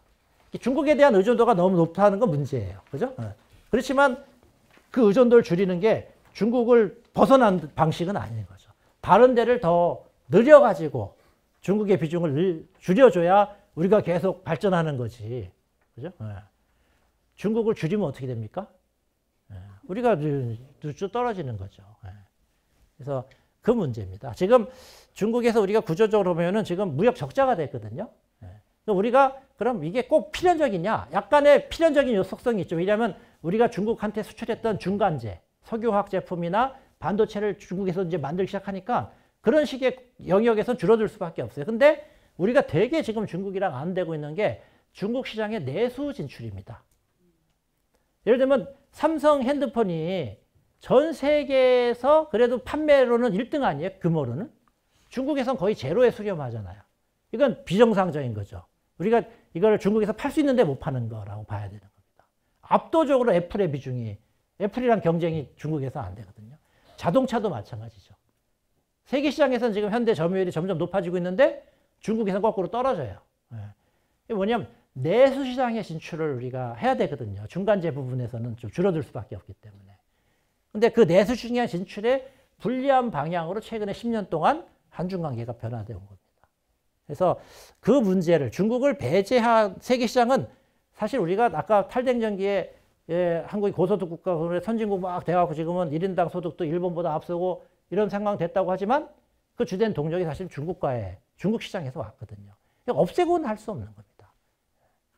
동력을 상실하는 거죠. 그래서 이 부분들에 대해서는 좀 개념을 의존도의 문제, 의존도가 높다는 게 불안 요인이 있는데 그거는 탈중국이 아니라 다원화 부분, 우리가 아프리카라든지 중남미라든지 또 아시아라든지 이건 우리가 조금 높은 비율을 좀 보여주는 거고요. 이게 왼쪽이 이제 여기 이제 우리가 요거 보시면은 여기 우리나라가 상대적으로 수입 의존도나 수출 의존도가 다 높습니다. 중국에서 다른 나라에 비교할 때는. 근데 다른 나라들은 비교적 안정적으로 유지하는데 우리가 급격하게 줄어드는 게 뭐예요? 중국 수출 비중이 줄어들고 있는 거죠. 저 파란색으로 꺾어져 있는 게. 반대로 수입은 올라가고 있습니다. 이거 불가피한 수입은 불가피한 측면이 이게 쉽게 안 줄어듭니다. 수입은. 그러니까 저거를 맞추는 방향으로 관리를 좀 해야 된다. 그래서 다원화는 필요하지만 그걸 탈중국이라는 방식을 통해서 하는 건 아니다. 우리를 규모를 줄이는 결과이기 때문에. 그래서 지금 보면 한미일 협력에서의 위험성 부분, 그죠? 타이완 문제, 남중국해 연루 가능성 이런 것들을 가는 방향으로 이 한미일 협력이 가는 거는 좀 경계해야 된다. 두 번째는 한미 동맹과 한중 협력이 양립할 수 있는 공간을 확보해야 된다. 이게 어려워졌죠. 경쟁 때문에. 옛날에는 이게 상대적으로 쉬웠거든요. 협력 관계일 때는. 경쟁하니까 지금은 조금 어려워졌지만 그렇다고 없는 건 아니다. 그래서 제가 보기에는 역시 제일 중요한 게 타이완 문제에 대한 입장을 정리를 하면 어쨌든 우리가 중국과 협력을 더 넓힐 수 있는 공간은 만들어진다는 거죠. 그리고 한일 협력을 지금 안보 군사 협력으로 자꾸 끌고 가는데 이거는 너무나 성격이 중국 견제라는 성격, 미국 주도하에서 이 부분도 제가 보기에는 앞으로 우리 정치적으로 조금 변화가 있다고 하면은 그 부분에 대해서도 좀 우리가 좀 관리를 좀 적극적으로 해야 되는 거고 이런 두 가지 문제가 조금 되면 우리가 한반도 평화 정착을 위한 좀 협력을 조금 중국과의 협력을 좀 더 할 수 있다. 이 앞에 두 가지 문제가 해결이 안 되면 좀 이 부분에서의 한중 협력도 당분간은 쉽지 않을 거다. 더 북한을 고려하겠죠. 중국으로서는. 그래서 뭐 이런 겁니다. 이거는 그냥 이슈에 대해서 어떻게 관리해야 될 것인가에 쓴 건데 너무 정치화를 하는 패턴이 아까 제가 계속 말씀드리지만 국내 정치가 과열돼 갖고 그것이 감정적으로 대외 정책에 영향을 미치는 거. 이거는 조금 불안한 상황이에요. 사실은 앞에서 얘기할지 뭐 뒤에서 얘기할지 뭐 어떻게 될지 모르겠지만 저는 요 최근의 질서에 세계 질서에서 가장 우려되는 부분들이 이런 메커니즘이 굉장히 강하게 작동하는 건데 이게 어떤 때랑 비슷하냐면 1차 대전 직전이랑 비슷해요. 1차 대전 직전이 굉장히 이런 민족주의와 혐오와 이런 것들이 1차 대전 이제 이렇게 이어지는 주된 어떤 동력이 됐거든요. 약간 그런 부분에 우려성이 있다. 그래서 너무 이렇게 이슈들을 과잉하는 것, 양쪽에서 다 그런 측면이 있는데 그 부분에 대해서 좀 하고, 미중 관계는 제가 좀 계속 말씀드렸는데 하나만 말씀드리면, 민간 무제는 계속 관리해야 되고, 우리랑 비슷한 나라가 없는 것도 아니다. 아세안, 오스트레일리아, 독일 다 양쪽에서 지금 중간에서 움직이고 있다. 근데 아세안 같은 경우 입장이 명백하죠. 아세안은 계속 뭐라고 얘기하냐면 아세안 중심성, 아시안 센트럴리티라고 그래갖고, 이 얘기를 왜 하느냐? 자꾸 우리 끌고 가지 말아라 이런 얘기입니다. 어쨌든 그 중간에 자기 공간을 만들려고 하는 노력들을 한다, 다른 나라들은. 우리가 상당히 최근에 이런 노력들을 거의 포기하고, 왜 그게 국가 기익에 유리하다고 생각했는지 저도 좀 이해하기 어려운 측면들이 그 부분에 있다. 그래서 앞으로 좀 하게 되면 고위급 대화 재개를 어떤 방식으로 할 것인가가 한중 관계의 중요한 모멘텀을 만드는 계기가 될 것이다, 이렇게 생각합니다. 제가 생각보다 시간이 조금 길어졌는데 일단 여기까지 하고 마치도록 하겠습니다. 예.